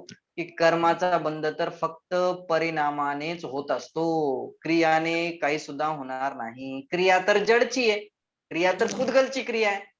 पुद्गलमुळे जीवाला बंध होईल असं संभव आहे का? पुद्गलमुळे जीवाला बंध होईल असं तिन्ही काळामध्ये संभव नाहीये. समजलं? नाहीतर मग भरत चक्रवर्ती आणि बाहुबली भगवान, तर दोघांमध्ये सर्वात जास्त तपस्वी कोण आहे? बाहुबली भगवान 1000 वर्षापर्यंत उभे होते. पायावरती वेल चढली, खाली सापांनी घर बनवले. आणि भरत चक्रवर्ती जशी मुनी दीक्षा घेतली तशी 48 मिनिट आत्मध्यान, लगेच मोक्ष. बाहुबली भगवान 1000 वर्षापर्यंत उभे आहेत आणि उभेच आहेत. कंटिन्यू दीक्षा चालू आहे, कंटिन्यू तपस्या चालू आहे. तर कोण मोठे तपस्वी? भरत भरत कोण मोठे तपस्वी? भरत भरत 1000 वर्ष कुठे आणि कुठे ते 48 मिनिट, फक्त 48 मिनिट, आणि त्यांनी 1000 वर्ष. मिनिट पूर्ण त्यांनी हे केलं ना, आत्मामध्येच ध्यान केलं, म्हणून ते त्यांचं मोठं. हा, कोण आहे सर्वात मोठे तपस्वी? बोले बाहुबली भगवान नाही. दुनियाच्या दृष्टीमध्ये तेच असतील, दुनिया त्यांना तेच मानत असेल की हे खूप मोठे तपस्वी आहेत, पण बाहुबली भगवान नाही. बाहुबली भगवान तर उभे होते, जोपर्यंत होणार नाही, जोपर्यंत होणार नाही, जोपर्यंत होणार नाही, त्यांची चालू गाडी. किती वर्षापर्यंत? 1000 वर्षापर्यंत. आणि भरत चक्रवर्ती फटाफट दीक्षा घेतली, जसे बसले केवळ ज्ञान घेऊनच उठले, त्याच्याशिवाय दुसरं काहीच केलं नाही. म्हणजे 48 मिनिटामध्ये फटाफट त्यांचं काम झालं. समजलं? तर परिणाम, फळ कोणाचं मिळालं? की फळ तर सर्व परिणामाचंच मिळणार, फळ तर आपल्या भावनेचंच मिळणार. ठीक आहे. आणि जसे भाव असतील तशी क्रिया आपोआप बाहेर होते. क्रिया शरीराची जसे परिणाम असतील तशी क्रिया बाहेर मध्ये होणार. नाहीतर क्रिया वेगळी आणि परिणाम वेगळे असं होऊ शकत नाही. त्याला मायाचारी म्हणतात. म्हणजे आतमध्ये दाखवणं वेगळं आणि बाहेर वेगळं करणं, त्याला मायाचारी म्हणतात. परंतु आतमध्ये जसे जसे भाव असतील तशी क्रिया आपोआप होणार. पाप करण्याचे भाव असतील तर पाप करण्याची क्रिया सुद्धा आपोआप होणार. पुण्य करण्याचे भाव असतील तर पुण्य करण्याची क्रिया सुद्धा आपोआप होणार. समजते? तर हे कर्म जे आपल्याला बंधत असतात, कर्माचा जो बंध आपल्याला होत असतो कंटिन्यू, कर्म कसे असतात, कर्म कुठे आहेत, समजलं तुम्हाला? कर्म म्हणजे काय?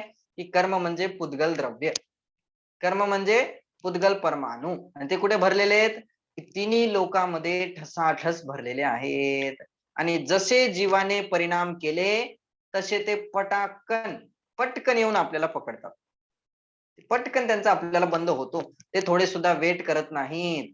ते हे बघत नाहीत की हे कोण आहे, प्रधानमंत्री की हे मुख्यमंत्री की हे कोण आहे, हे गरीब आहे की अमीर आहे, कोणाला सुद्धा बघणार नाहीत. ज्याचे परिणाम चांगले असतील त्याला सुद्धा बंद होणार, आणि ज्याचे परिणाम वाईट असतील त्याला सुद्धा कंटिन्यू बंद होणार. ज्याचे वाईट असतील त्याला पापाचा बंद होणार, ज्याचे चांगले असतील त्याला पुण्याचा बंद होणार. समजलं? तर परिणामामुळेच बंद होत असतो. योगसार मध्ये आचार्य योगिंदू देव लिहितात, काय लिहितात? परिणाम से ही बंद है, अरु मोक्ष भी परिणाम से, इसके लिए है भव्य जीव, परिणाम को पहचान ले. समजलं? परिणाम म्हणजे आपले भाव, परिणाम म्हणजे आपले विचार. हे जसे आपले विचार असतील, जसे आपले भाव असतील तसाच आपल्याला बंद होतो, आणि परिणामानेच बंद होतो, परिणामानेच मोक्ष होतं. मग आपल्या हातामध्ये काय आहे? आपलं काय आहे याच्यामध्ये आपले तर फक्त भावच आहेत. यासाठी हे भव्य जीवा परिणाम फक्त सुधार असे आपल्याला सांगतात. काय सुधरवायचंय? दुनिया सुधरवायची नाहीये. दुनिया तर जशी चालली आहे तशी चालतच राहणार आहे. त्याच्यामध्ये आपण काही सुद्धा सुधार बिघाड करू शकत नाही. काय बदलतो आपण? कशाला बदलू शकतो? की आपल्या स्वतःचं माइंड, आपल्या स्वतःचं ज्ञान, आपल्या स्वतःची विचारधारा, हेच आपल्या हातामध्ये आहे, तेच आपण बदलू शकतो. बाकी दुनियाला बदलण्याचा प्रयत्न पाण्यामधून तूप काढण्यासारखा आहे. कसं काढण्यासारखं आहे? पाण्यामधून तूप निघतं का? निघणार आहे का पाण्यामधून तो? किती आपण घोटत राहिलो, निघणार आहे का? बोले नाही निघणार. आणि तसंच आपण दुनिया बदलत राहिलो, दुनियामधून सुख काढत राहिलो, बाहेरच्या वस्तूंमधून सुख काढत राहिलो, तर निघणार आहे का? बोले निघणार नाही. सुख आहे कुठे? बोले जिथे आहे तिथूनच ते मिळणार. समजलं? तर मग काय बदलायचे आपल्याला? दुनिया बदलायची नाहीये, आपल्या स्वतःचे परिणाम बदलायचे, आपल्या स्वतःची विचारधारा बदलायची आहे. ठीक आहे. तर कर्माचा बंध कसा होतो आपल्याला समजलं सर्वांना? जसे आपले भाव असतील, जसे आपले परिणाम असतील, तसा कर्माचा बंध आपल्याला कंटिन्यू चालूच आहे. 1 मिनिट सुद्धा, 1 सेकंड सुद्धा बंद झालेला नाहीये. 1 मिनिट सुद्धा असं झालं नाही की मला आता कर्म बंधतच नाहीये. असं सगळ्या जीवांचं कंटिन्यू चालू असतं. बोला. कोण उद्गलचं बोलतंय? भविष्य फक्त स्कंद असतं का? हा, पुद्गलचं भविष्य फक्त स्कंद आहे का? बघा, सिंगल सुद्धा असू शकतात आणि ग्रुप सुद्धा होऊ शकतो. ओके, ग्रुप झाला तर त्याला फक्त स्कंद म्हणतात, बाकी दुसरं काही नाही. त्याचं भविष्य वगैरे काही नसतं. भविष्य तर फक्त ज्याला अक्कल आहे, ज्याला ज्ञान आहे, ठीक आहे, आणि जे विपरीत परिणमन करतात, जे दुखी आहेत. आता पुद्गल काय दुखी असणार आहे? पुद्गलांमध्ये काय फरक पडणार आहे? बोले त्यांना काहीही फरक पडत नाही. ओके, म्हणून त्यांचं भविष्य वगैरे काही नसतं. आता आपणच आपल्या स्वभावाच्या विपरीत काम करतो. आपलं स्वभाव आपण विसरून जातो. आपला जे स्वभाव आहे त्याला आपण विसरलो आणि विपरीत काम करतो. म्हणून सुधारण्याची गरज कोणाला आहे? की सुधारण्याची गरज जीवाला आहे. बाकी द्रव्य असं कुठलंही काम करत नाही. ते सगळे आपल्या आपल्या अनुसार काम करत असतात. धर्मद्रव्य धर्मद्रव्याचं काम करणार, पुद्गल द्रव्य पुद्गल द्रव्याचं काम करतो. पुद्गल कधी जीवाचं काम करत नाही. मला सांगा, तुम्ही जेवढं प्रेम आपल्या स्वतःच्या शरीराला करता, तेवढंच प्रेम शरीर तुमच्यावर करतं का? सांगा, आहे का? जेवढा तुम्ही टाइम शरीराला देता, तेवढाच टाइम 1 मिनिट तरी तुम्हाला जास्त देणार आहे का? 1 मिनिट नाही, 1 सेकंड तरी जास्त देणार आहे का? तुम्ही मग कितीही खाऊन पिऊन मोठे व्हा, कितीही जाडजूड व्हा, त्याचा टाइम संपला वेळेस तो आली बोलणार आहे की बस तेच खतम, आता मी तुम्हाला साथ देणार नाही. हे तर आपला भ्रम आहे की त्यावेळेस सोडतं, परंतु हे प्रति समय असं होत आहे. आपणच त्याच्या मागे लागलेलो आहे, आपणच त्याच्या मागे लागलेलो आहे. त्याला काहीही गरज नाहीये, त्याला काहीही वाटत नाही. आपण किती साफ केलं तरी तो आहे तसाच आहे. आपण किती चांगलं खाऊ पिऊ घातलं तरी तो आहे तसाच असणार आहे. त्याला काही फरक पडणार आहे का? म्हणजे हे वन साइड आहे, याला टू साइड म्हणत नाहीत. समजलं? त्यासाठी काय सांगितलंय ते समजते तुम्हाला की नाही समजत आहे? कर्माचा बंध कसा होतो? की हे सगळे पुद्गल परमाणू ठसाठस या पूर्ण लोकामध्ये बनलेले आहेत आणि जसे जीव परिणाम करतो तसे ते कर्माचा बंध आपल्याला होत असतो. आता ते कर्म किती प्रकारचे असतात, कर्म कोणकोणते असतात, त्याची चर्चा आपल्याला करायची. 3 प्रकारचे कर्म असतात. त्याचा अभाव सुद्धा कसा होतो ते सुद्धा आपल्याला बघायचं. ठीक आहे. आता कर्म आपले जसे भाव असतील त्याने कर्माचा बंध होणार. पुण्य भाव असतील तर पुण्याचा बंध होणार, पाप भाव असतील तर पापाचा बंध होणार. मग मुनिराज काय करतात की मुनिराज पुण्य पाप फल माही हरख बिलखो मत भाई, म्हणजे पुण्य पाप मध्ये ते त्यांना काहीच वाटत नाही. दोन्ही एक सारखेच समजतात आणि ते दोन्ही परिणाम करत नाही. मग काय करतात की शुद्ध भावामध्ये असतात, शुद्ध परिणामामध्ये असतात, आपल्यामध्ये मस्त असतात, आपल्या स्वरूपामध्ये मस्त असतात. मग त्यांच्या कर्म आपोआप पळून जातात.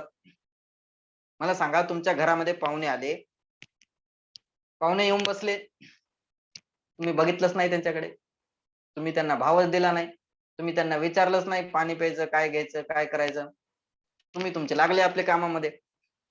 मग काय करणार आहेत ते? काय करणार आहेत? लगेच पळून जातील. आता जाणारच नाही, आता परत मिळणारच नाही, आता मी त्यांच्याकडे जाणारच नाही. येतील का? तुरंत बाहेर लगेच निघून जातील, परत तुमच्याकडे बघणार सुद्धा नाही. तसंच सेम टू सेम जर कर्माचा बंध झाला तर कर्माचा बंध झाल्यानंतर त्यांचा उदय सुद्धा येतो, त्यांचा उदय सुद्धा येणार, त्यांचा टाइम सुद्धा येणार. आणि त्यांचा टाइम पिरियड आल्यानंतर जर पाप कर्माचा उदय असेल तर आपण दुखी होतो, आणि जर पुण्य कर्माचा उदय असेल तर आपण सुखी होतो. आणि जसं आपण परत सुखी परत दुखी झालो की परत नवीन कर्माचा बंध होतो. समजतंय? आपण त्याला भाव दिला म्हणजे त्याचा उदय येणार होता. पाप कर्माचा उदय आला आणि आपण त्याला भाव दिला, आपण त्याला पाणी दिलं, खायला दिलं, प्यायला दिलं, तर ते थांबणार. आणि जर आपण त्याच्याकडे लक्षच दिलं नाही, पुण्य कर्माचा उदय केव्हा जाईल काही सांगता येत नाही, पाप कर्माचा उदय केव्हा जाईल काही सांगता येत नाही. म्हणजे पुण्यामध्ये खुश झालो नाही, पापामध्ये दुखी झालो नाही. मुनिराज करत असतात आपले, काय करत असतात, बाहेरून पार्श्वनाथ भगवान वरती उपसर्ग होते. पाप कर्माचा उदय की पुण्याचा उदय, कशाचा उदय? खूप भयंकर पाप कर्माचा उदय आहे. ओले बरसते, पाऊस पडते, अजून काय काय पडते, त्यांच्यावर दगड पडते, तो कमट उपसर्ग करते. होतंय की नाही होतंय? बाहेर शरीराला खातेत, गळ्यामध्ये साप टाकलेला, मरलेला मेलेला साप टाकून दिला. आता त्यांच्या पाप कर्माचा उदय की पुण्य कर्माचा? पाप कर्माचा उदय. मग ते काय करतात, ते काढू शकत नाहीत का? काढू शकतात, पण का नाही काढते? त्यांना माहितीये की ह्यांच्याकडे लक्ष देत बसलो तर मी माझी आत्मसाधना केव्हा करणार, मी माझ्या शुद्धोपयोग मध्ये केव्हा राहणार, हे तर चलतच राहणार, हे कधी खतम होणार नाहीये. मी इथे आहे तर असं चालू आहे, इथून मेलो तर नरकात गेलो हे काढत बसलो, जर नरकात गेलो तर तिथे तर अजून भयंकर मिळणार. समजतंय? त्यासाठी ते त्याच्याकडे लक्ष देत नाहीत. म्हणजे पापकर्माचा उदय सुद्धा सहन करतात आणि पुण्याचा उदय सुद्धा सहन करतात. पुण्य आलं तरी सहन, पाप आलं तरी सहन, आणि समता परिणाम दोघांमध्ये ठेवत असतात. समजलं? त्यांना चांगलं खायला भेटलं तरी काही फरक पडत नाही, त्यांना डाळ चावल जरी भेटला तरी काही फरक पडत नाही, रस नीरस करून जरी दिलं तुम्ही एकदम पंचपक्वान ठेवले तरी काही फरक पडणार नाही. जमीन खालती चालण्यासाठी एकदम फूल टाकलेले, एकदम चांगलं ठेवलेले, तरी काही फरक पडणार नाही. त्यांना कोणी मारायला आलं तरी सेम टू सेम, त्यांची कोणी पूजा केली तरी तुम्हाला काही बोलणार नाहीत. असे आपले मुनिराज असतात. त्यांची समता परिणती कशी असते ते आपण आता समोर 6व्या ढालमध्ये बघणार आहे. ओके, समजलं? तर मग ज्या वेळेस समता परिणाम येतात त्यावेळेस कर्म आपोआप थांबतात. ज्या वेळेस आपण त्याच्यामध्ये त्याला भाव देतो त्यावेळेस ते बंदत राहतात, कंटिन्यू आपल्याला बंदत राहणार. पुण्याचा उदय आला की खुश झालो, एकदम पारात एकदम हाय लेवलला गेला की समजून घ्यायचं परत कर्म बंदले. पाप कर्माचा उदय आला, घनघोर दुखी झालो आपण, जसं दुखी झालो तसं कर्म परत बनले. हे संपणार आहे का पाप पुण्य? कधीच संपणार नाही. कधी पाप येतं, कधी पुण्य येतं, कधी पाप येतं, कधी पुण्य येतं. सगळ्यांचा उदय कंटिन्यू चालूच असतो. आणि जसं त्याच्यामध्ये आपण त्याला रिॲक्ट केलं, जशी त्याला आपण रिॲक्शन दिलं की तसं त्या नवीन कर्माचा बंध आपल्याला परत होणार. आणि असं चक्र आपलं अनादी काळापासून चालूच आहे. हे रूम मध्ये रे, केव्हा बंद झालं असं? रूम मध्ये. हे चक्र आपलं कधीच बंद झालेलं नाहीये, अनादी काळापासून कंटिन्यू चालू आहे. केव्हापासून चालू आहे? नरकामध्ये होतो तेव्हापासून चालू आहे, निगोद मध्ये होतो तेव्हापासून चालू आहे. आणि जसा इथे जन्म झाला, इथे समजत असून सुद्धा, सर्व अक्कल असून सुद्धा, तरी सुद्धा हे चक्र चालूच आहे. तर मग काय बंद करायचंय आपल्याला? काय बंद करायचंय? कुणाला सुधारायचंय? दुनिया सुधरवत बसायचं नाहीये, आपले स्वतःचे परिणाम सुधरवायचे. सुधरवायचे तर काय सुधरवायचे? स्वतःचे भाव सुधरवायचे, स्वतःचे विचार सुधरवायचे, स्वतःची मान्यता सुधरवायची, स्वतःचं ज्ञान सुधरवायचंय, जे उलट चालू आहे. समजलं? दुसऱ्यामध्ये बदल करूच शकत नाही. किती प्रयत्न केला तरी होणारच नाही, किती प्रयत्न केला तरी काहीही फरक पडणार नाही. त्यामुळे स्वतःमध्येच आपल्याला बदल करायचा आणि तेच आपण करू शकतो. समजलं? आता काय करणार?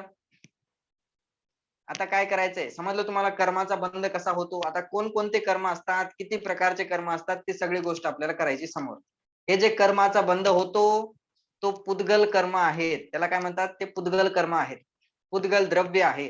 पुद्गल परमाणू मध्ये अशी पावर असते की ते कर्मरूप बदलतात. आणि जसे जीव परिणाम करतो, जसे जीव भाव करतो, तसं त्यांना कर्माचा बंध होतो. सिद्ध भगवानमध्ये कुठले भाव होत नाहीत, ते शुद्ध भावामध्ये असतात, ते आपल्यामध्ये मस्त असतात. त्यांनी आपलं स्वरूप ओळखलं आणि ते आपल्यामध्ये मस्त झाले, म्हणून त्यांना कुठलाही कर्माचा बंध होत नाही. सगळे कर्म त्यांच्याकडून निघून गेले. म्हणजे ज्या वेळेस ते मुनी दीक्षामध्ये मस्त होते, आत्मलीनतामध्ये मस्त होते, त्यावेळेस कर्माचा उदय येत होता, परंतु येत असताना सुद्धा त्यांनी त्याला भाव दिला नाही, त्यांनी त्याला रिएक्ट केलं नाही म्हणून ते निघून गेले आणि दुसरे कर्म बंधले नाहीत. समजलं? आणि जर त्यांनी रिएक्ट केलं असतं तर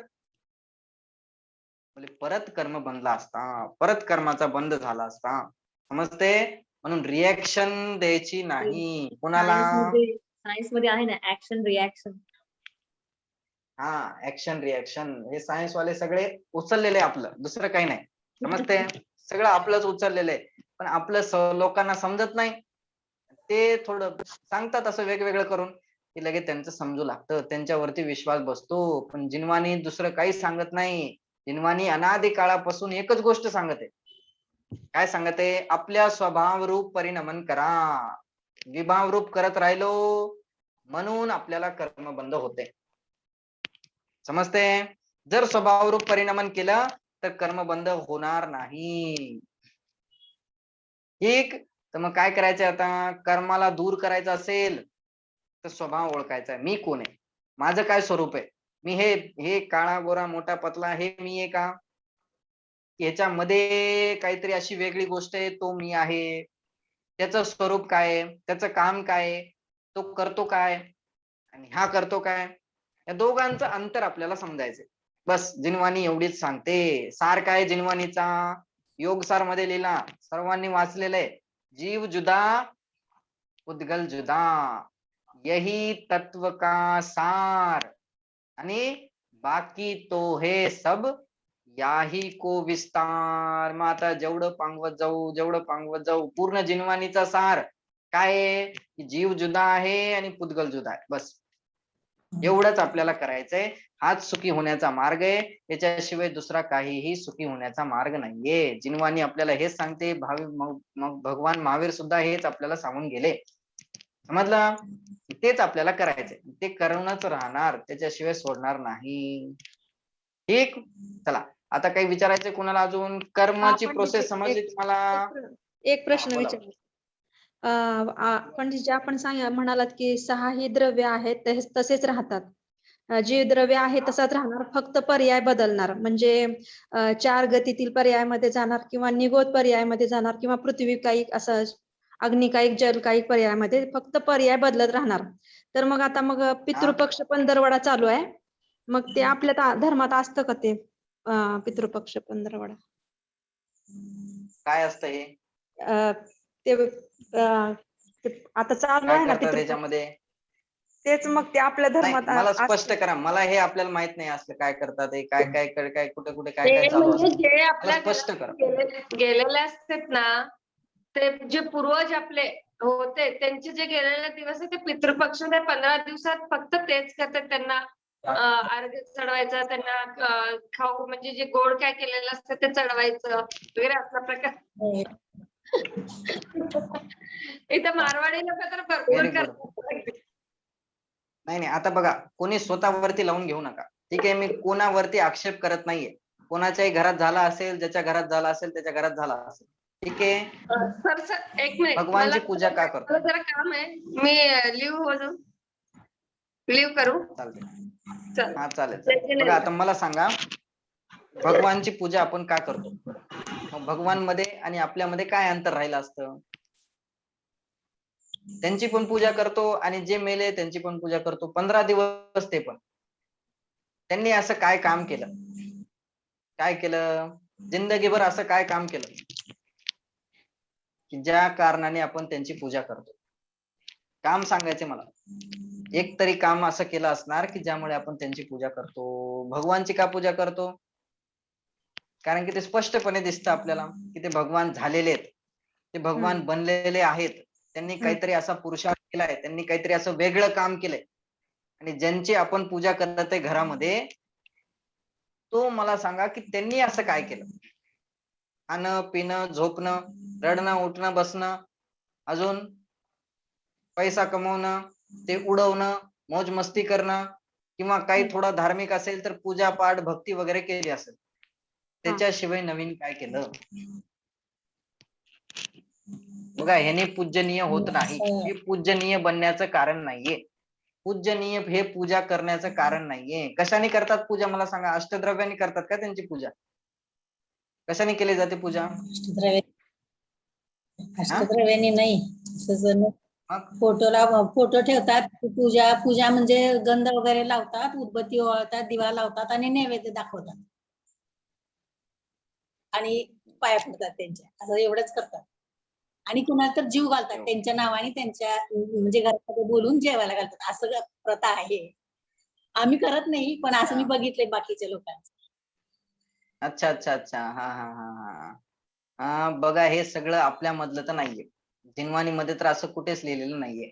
ओके, जीव गेला संपली गोष्ट, पर्याय बदलली त्याची संपली गोष्ट. जर त्यांनी जिवंत असताना चांगलं काम केलं असेल तर त्यांना लगेचच्या लगेच फळ मिळणार, चांगल्या जागेवरती ते पोहोचणार. हा हा आपण किती इकडे काही करत राहिलो तरी काही फरक पडणार नाही. इथून जीव गेला की जास्तीत जास्त 4 समय. 4 समय म्हणजे एका सेकंदामध्ये असंख्यात समय असतात. एका सेकंदामध्ये असंख्यात समय असतात. आता इथे जीवाचं मरण झालं तर इथे मरण झाल्यानंतर जास्तीत जास्त 4 समय लागतात दुसऱ्या ठिकाणी जायला. लगेच तिकडे जाऊन जर पुण्याचं काम केलं असेल तर वरती जाणार, पापाचं काम केलं असेल तर खाली जाणार, आणि जर मायाचारी केली असेल तर तिर्यांची मध्ये भटकणार. जर अजून चांगले काम केले असतील तर पुण्यकर्माचं प्राप्त करून परत मनुष्यमध्ये येऊ शकतो. ठीक आहे, तो लगेच तिथे जाणार. त्याला जाण्यासाठी काही करावं लागत नाही. तुम्ही त्याला घेऊन जाणार, तिथे जाळणार, ते जाळल्यानंतर परत काय ते उचलणार, त्याची अस्थी नदीमध्ये सोडणार, त्याच्या आत्म्याला शांती मिळो. जर त्यांनी जिंदगीभर चांगले परिणाम केले असतील तर त्याला समोरची गती सुद्धा चांगली मिळाली, तो तिकडे मस्त झाला, किंवा त्याची गती दुसरी सुरू झाली. आपल्या इथे काहीही केल्याने त्यांना काही फरक पडत नाही. परंतु ही प्रथा आता जे काही चलत आलेली बघा, ही आपल्या जिनवाणीमध्ये प्रथा नाहीये.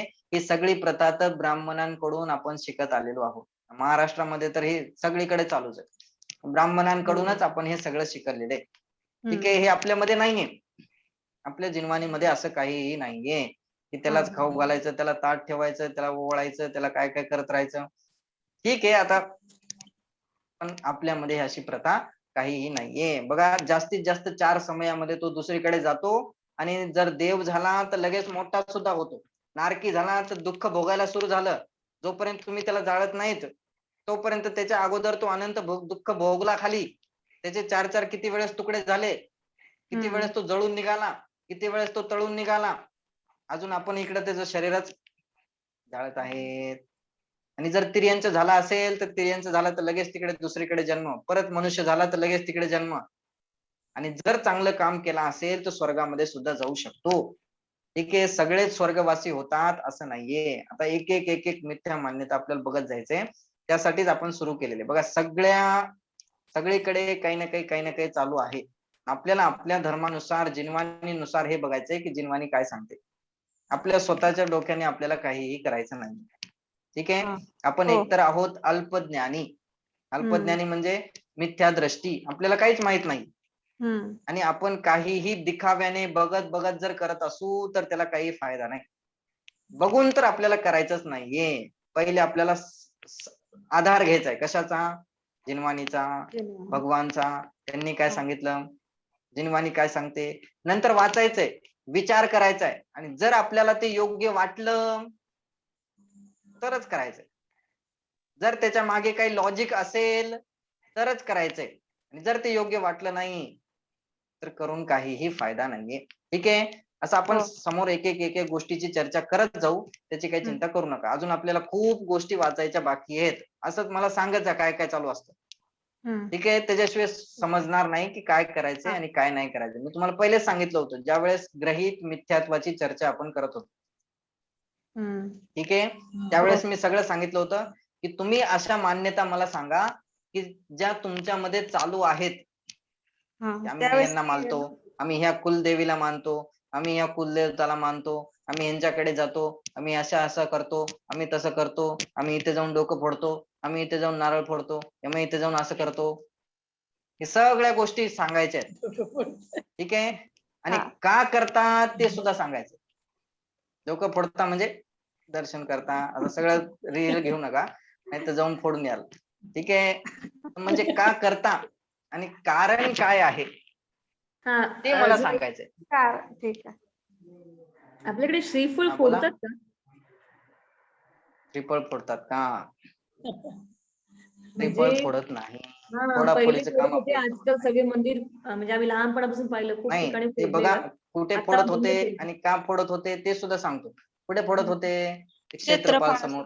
हा नाही, क्षेत्रफळ मंदिराच्या क्षेत्रपाल समोरच बाहेर एक फोडायचे ना. दगडच ठेवला जायचा. नाही, क्षेत्रफळ समोरच फोडत नाही, हा, होते. क्षेत्रपाल समोरच फोडायचे. आपल्या भगवान समोर तर कोणी फोडत नव्हते. आणि मंदिरात पण नाही. क्षेत्रपाळ म्हणजे बाहेर काय करायचं, जसं माणूस समाजाच्या कुठेच बाजूला नाही. हे फोडाफोडी आपल्या इथे नसतेच. पहिली गोष्ट लक्षात ठेवा. आणि क्षेत्रपाळ कोण आहेत मला हे अजून कळालंच नाही. कोण आहे क्षेत्रपाळ? मला सांगा बरं कोणी विस्तार करून. ज्यावेळेस पार्श्वनाथ भगवानची रक्षा केली त्यावेळेस ते धर्मेंद्र आणि पद्मावती होते. कोण होते? धर्मेंद्र आणि पद्मावती. हे क्षेत्रपाळ आले कुठून हेच कळत नाही. त्यांचं काय नाव आहे, कोणतं गाव आहे, कुठून आले ते, काय केलं त्यांनी मला सांगा. एक दगड ठेवला, त्याला शेंदूर फासला आणि झाले दगड भगवान. असे भगवान होतात का? ही भगवान बनण्याची प्रोसेस नाहीये. भगवान बनण्याची प्रोसेस आपल्या प्रतिमामध्ये असते. आपली जी प्रतिमा बनते ना, ती प्रतिमा बनणं म्हणजे भगवान बनण्याची प्रोसेस आहे. की पहिले मोठे मोठे दगड साईडचे काढून घेतात. साईडचे दगड काढले म्हणजे काय केलं? की म्हणजे पहिले परिग्रह आपला सगळा कमी केला. जे मोठा परिग्रह आहे, पहिले घरदार सोडलं, कपडे सोडले, सगळं सोडून दिलं. ठीक आहे. मुनी दीक्षा घेतली, जंगलमध्ये गेले. आता बाहेरचे मोठे दगड सगळे खतम झाले. आता जंगलमध्ये गेले. जंगलमध्ये गेल्यानंतर आत्माराधना करत आहेत. तर आत्माराधना करत आहेत तर काय होतं हळूहळू की हळूहळू ती मूर्ती बनणं चालू होतं. म्हणजे त्याच्यावरचे अजून छोटे जे कर्म लागलेले आहेत ना, ते कर्म लागलेले संपतात. ते कर्म लागलेले खतम होतात. ते कर्म आपल्यापासून दूर होऊन जातात. आणि नंतर आता शेवटला मूर्ती बनून तयार झाली. तुम्ही जयपूरला जा कधी, तुम्हाला दिसून जाईल. मूर्ती बनून तयार झाली. आता फक्त पॉलिशिंग बाकी आहे. काय बाकी आहे? पॉलिशिंग करणं बाकी आहे. एकदम लास्टचा टच देणं बाकी आहे. ती पॉलिशिंग देणं म्हणजे 11व्या नाही 10व्या गुणस्थानमध्ये ज्यावेळेस मुनिराज एकदम सूक्ष्म लोभ राहिलेला असतो, संज्वलन कषाय राहिलेली असते, ते संज्वलन कषायचा अभाव, ते बाकीचे राहिलेले 4 कषायचा अभाव, म्हणजे ती पॉलिशिंग. मग ती पॉलिशिंग झाल्यानंतर मग भगवान बनण्याची प्रक्रिया निघते. असंच शेंदूर फासल्याने भगवान होत नाहीत. हे असे भगवान होणार नाहीत. असं तर कोणी कोणाला भगवान बनवेल? आपण तर कुठेही दगड ठेवतो, कुठेही त्याला थुकलं की भगवान झाले. असं होतं का? असं नाहीये. त्यासाठी आपल्याला एक एक मान्यता आपली सुधरवायची. समजते? दुसरे लोक काय करतात त्यांना बघायचं नाहीये. दुसरे कोण कोणाला नमस्कार करतात त्यांना बघायचं नाहीये. आपल्याला तर आपण काय करतो, मी जे करत आहे ते योग्य आहे की नाहीये, मी जे करत आहे ते बरोबर आहे की नाहीये, बस. आणि त्याचं फळ मला काय भेटणार हे विचार करायचा. कशाचा विचार करायचा आहे? फक्त फळाचा विचार करायचा आहे. हे मी काम करत आहे ते ह्याचं फळ मला बरोबर भेटणार की नाही भेटणार, हे काम मी योग्य करत आहे की नाही करत आहे. ठीक आहे. त्यामुळे अशा गोष्टी मला सांगत जा. ओके. तर आपण विचार करू त्याच्यावरती. मी मनाने सांगणार नाही, मी सुद्धा विचार करून मगच सांगणार. म्हणजे जे ठीक आहे. श्रीफळ आहे, जिनवाणी मध्ये जे सांगितलं. हा बोला. जे श्रीफळ आहे ना, तिथे पहिले फोडायचे. असं मी खूप मंदिरात बंद झालेलं पाहिलं. म्हणे क्वचित असं नाही आता काहीतरी बंद झालेले, आता जास्त फोडायचे. करून कुठे फोडण्यात अर्ध येत नाही. देवासमोर तेर प्रसाद वगैरेला म्हणून फोडल्या जातं सध्या. नाही, अर्ध प्रसाद म्हणून देवासमोर ठेवायचं आणि अर्ध घरी घेऊन यायचं.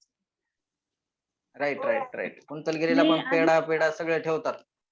हे पण करतात ना, शांती मंत्र म्हणताना ओम फट स्वाहा म्हणून तिथं पण नारळ फोडतात ना, अजून आहे मंदिरात. हा, ते आहे, अजून आहे आमच्या इथे अरे आहे. बापरे, हे पण चालू आहे काय? हे हो कोण ना, करत असं? आहे आमच्या आपल्या इथे पण मंदिरात आहे. चालू आहे. ओम फट स्वाहा.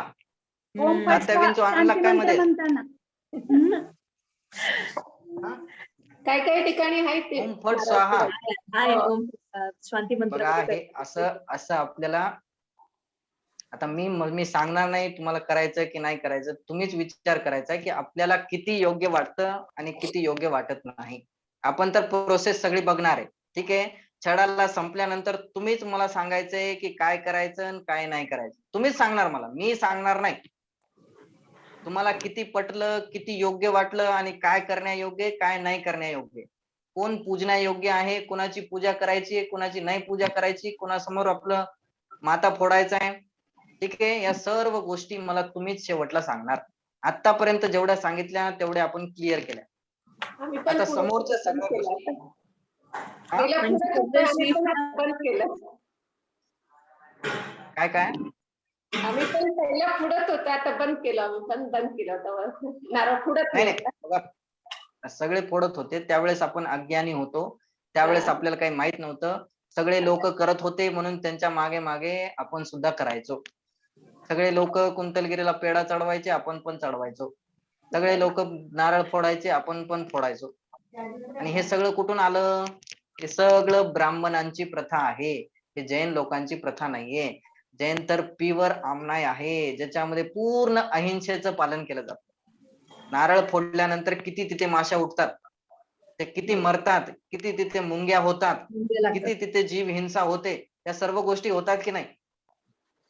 किंवा आपण हिंसेमध्ये धर्म नाहीये ते अधर्म मागेच वाचलं ना.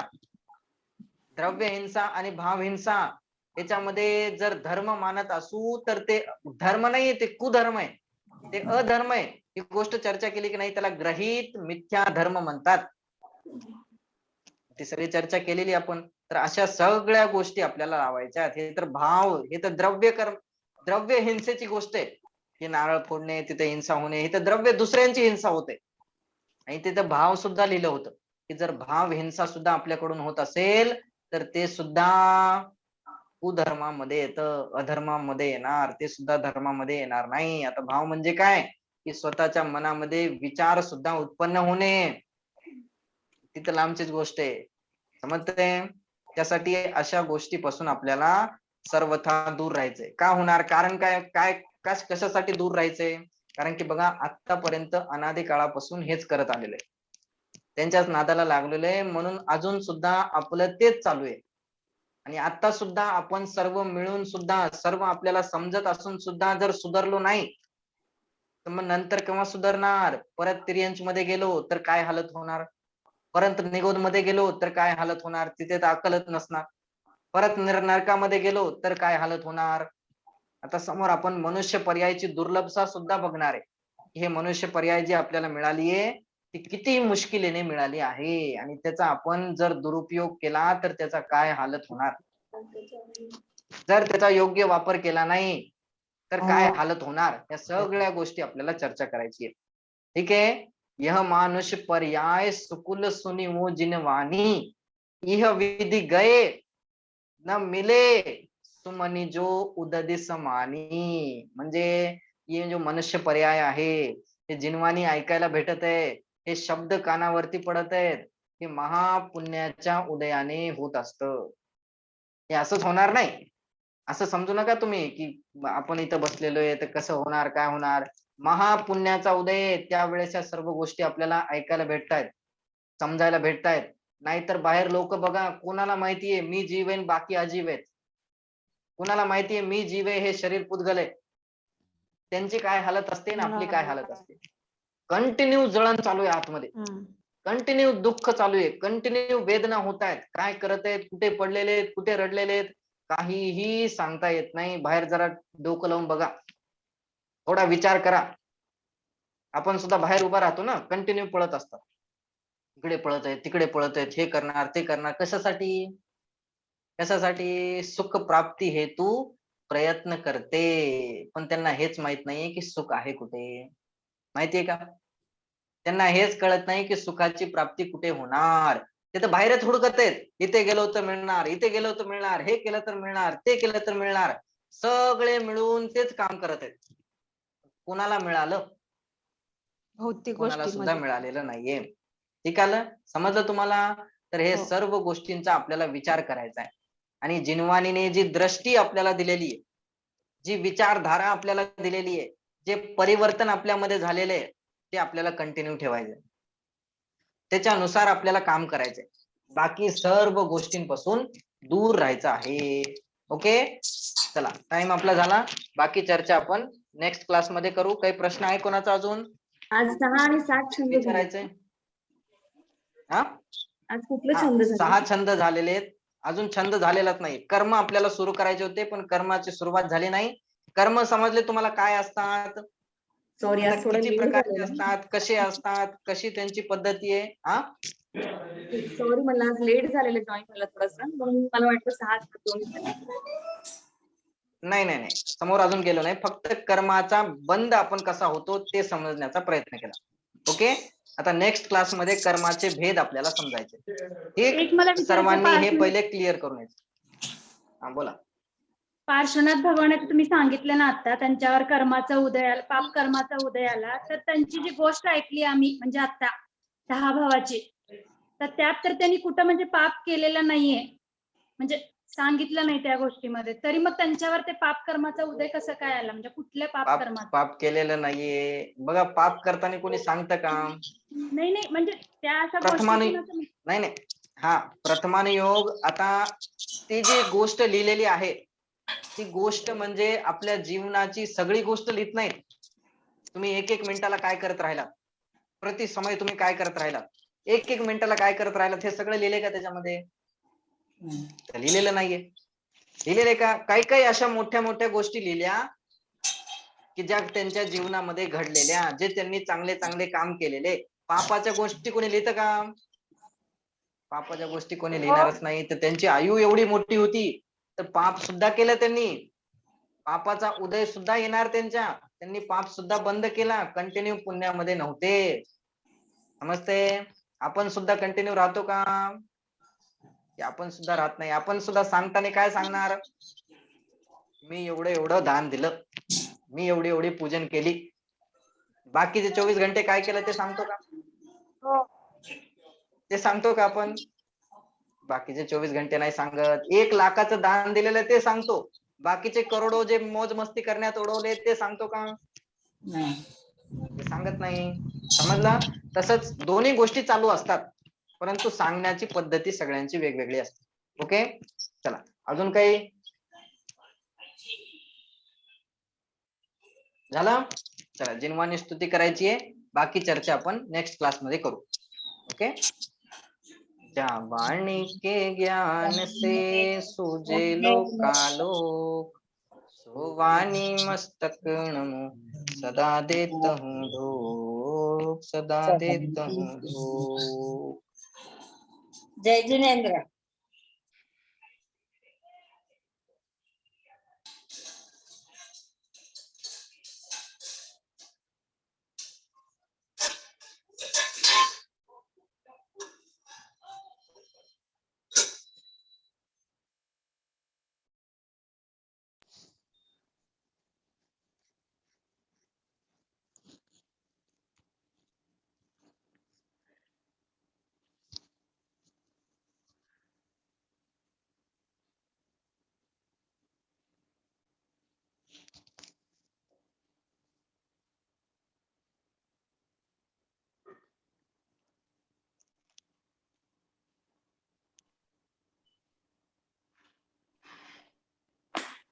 जय बोलो द्वादशांगमय जिनवाणी माता की जय हो. महान जैन धर्म की. जय. 1 मिनिट थांबायचं. जय जिनेंद्र. एक सूचना आहे सगळ्यांना. 1 मिनिट. सगळ्यांनी आपापले पत्ता, सगळ्यांनी आपापले ऍड्रेस आणि मोबाईल नंबर आणि पिन कोड सगळ्यांनी आपल्या ग्रुपमध्ये सेंड करायचंय. बघा काय विचार केलाय, आमची एक ट्रस्ट आहे ज्ञानानंद शास्त्री संघटना म्हणून. ओके, त्यांच्यातर्फे तुम्हाला सर्वांना आपण स्वाध्याय करत आहे. तर स्वाध्याय करत असताना खूप जणांना म्हणजे आपण सगळे मराठीमध्ये करतो, तर सर्वांना मराठीमध्ये एक पुस्तक मिळावं आणि तुमच्याकडे जे असेल ते माझ्याकडे सुद्धा असावं, म्हणजे सगळ्यांना नंतर वाचता सुद्धा यावं आणि आता जे आपण शिकवत आहे ते नंतर समजलं सुद्धा पाहिजे. ठीक आहे, यासाठी सर्वांच्या घरी इथून पुस्तक पाठवण्यात येणार आहे. तर सर्वांनी आपला ऍड्रेस लवकरात लवकर आजच्या आज सेंड करायचा आहे, म्हणजे उद्या आम्ही इथून पुस्तक सर्वांच्या घरी पाठवू शकू. ओके, ज्यांनी केलाय त्यांनी चांगली गोष्ट आहे. आणि एकच मेसेज पाठवायचा आहे, 3-3, 4-4 मेसेज नाही पाठवायचे. एकाच ह्याच्यामध्ये टाईप करायचंय आणि एकच मेसेज करून पाठवायचा. ओके, म्हणजे एक 8 दिवसामध्ये सगळ्यांच्या घरामध्ये पोहोचून जाते. मग आपण कंटिन्यू मराठीमध्ये सगळं करू शकतो. ठीक, आता माझ्याकडे हिंदीचं आहे पुस्तक मराठी. माझ्याकडे वेगळं आहे. नाही, आता बघा कसं होतंय, माझ्याकडे पैसे हिंदीचं द्यायचे वेगळं आहे, तुमच्याकडे वेगळं असू शकतं. नाही, काही द्यायचं नाही, हे सगळं फ्री मध्ये असणार आहे. तुमच्या माहितीसाठी मी सुद्धा देणार नाहीये, माझ्या सुद्धा खिशातलं काही सुद्धा जाणार नाहीये. ठीक आहे, बघा असे खूप चांगले चांगले काम करणारे खूप लोक असतात. पुस्तक ठीक आहे? दिलं तर चांगलं त्यामुळे ते होईल. करणार आहेत. हा, त्यासाठीच तुम्हाला सर्वांना पुस्तक मिळेल. ओके, म्हणजे आम्हाला आणि सांगितलं. मराठी मधले मिळेल, हा. हे पॉइंट. क्षणाला प्रबोधनी नाही, ते नाही. आता बघू ना, जे असेल त्यांच्याकडे अवेलेबल ते तुम्हाला देते. सगळे एकच असणार आहे, काही फरक ग्रंथांमध्ये फरक काही नसणार आहे. मी मराठीतलेच आहे. आमचे त्यासाठी- साधन महाराजांचं आहे. Sir Right, original right. चालेल, काय हरकत नाही. हा? ओरिजिनल संस्कृत मध्ये आहे का? नाही, संस्कृत मध्ये काय करायचंय? ठीक आहे, तर सर्वांनी मला फक्त ऍड्रेस सेंड करायचा आहे आत्ताच्या आत्ता लगेच. ओके, चला, जय जिनेंद्र सर्वांना. आम्ही जिनेंद्र. टाकलंय पहिले ग्रुपवर. जय जिनेंद्र, जय जिनेंद्र, ऍड्रेस पहिले टाकलं पंडितजी. जय जिनेंद्र. कुठे? हा, आणि ऍड्रेस पहिलेच टाकलाय, परत सेंड करायचं. नाही, ज्यांनी टाकलाय त्यांनी परत नाही करायचंय, फक्त पूर्ण ऍड्रेस टाकायचा. ठीक हो, आहे, चालेल. परत सेंड नाही करायचं. जय जिनेंद्र. जय जिनेंद्र. कुठे गेलता सविताजी?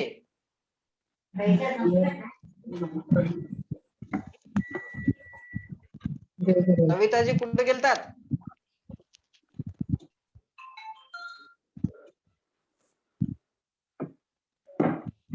हा, ऐकते, सगळं दुकानात असते ना. ओके, चालेल, काय हरकत नाही. ऐकते ऐकताय ना छान. सगळं? आजचं लेक्चर तर फारच छान झालं. हा, ऐकते. आजचं लेक्चर खूपच छान झालं. ओके, बरोबर, एकदम चालेल, म्हणजे पितृपक्षाचं वगैरे लोकांच्या ह्याच्यातून खूप चांगलं सांगितलं तुम्ही. हा, नाही, आता करतात काही आपण काय करणार आता. कोण समजवायला जाणार? समजवायला गेलो तर आपल्यावरतीच काही ना काही होत असतं. त्यासाठी जास्त आपण बघा जिनवाणीचा आधार घ्यायचा आणि जे असेल ते सांगायचं स्पष्ट. ठीक आहे. हा, ओके, चला, जय जिनेंद्र सर्वांना. जय जिनेंद्र.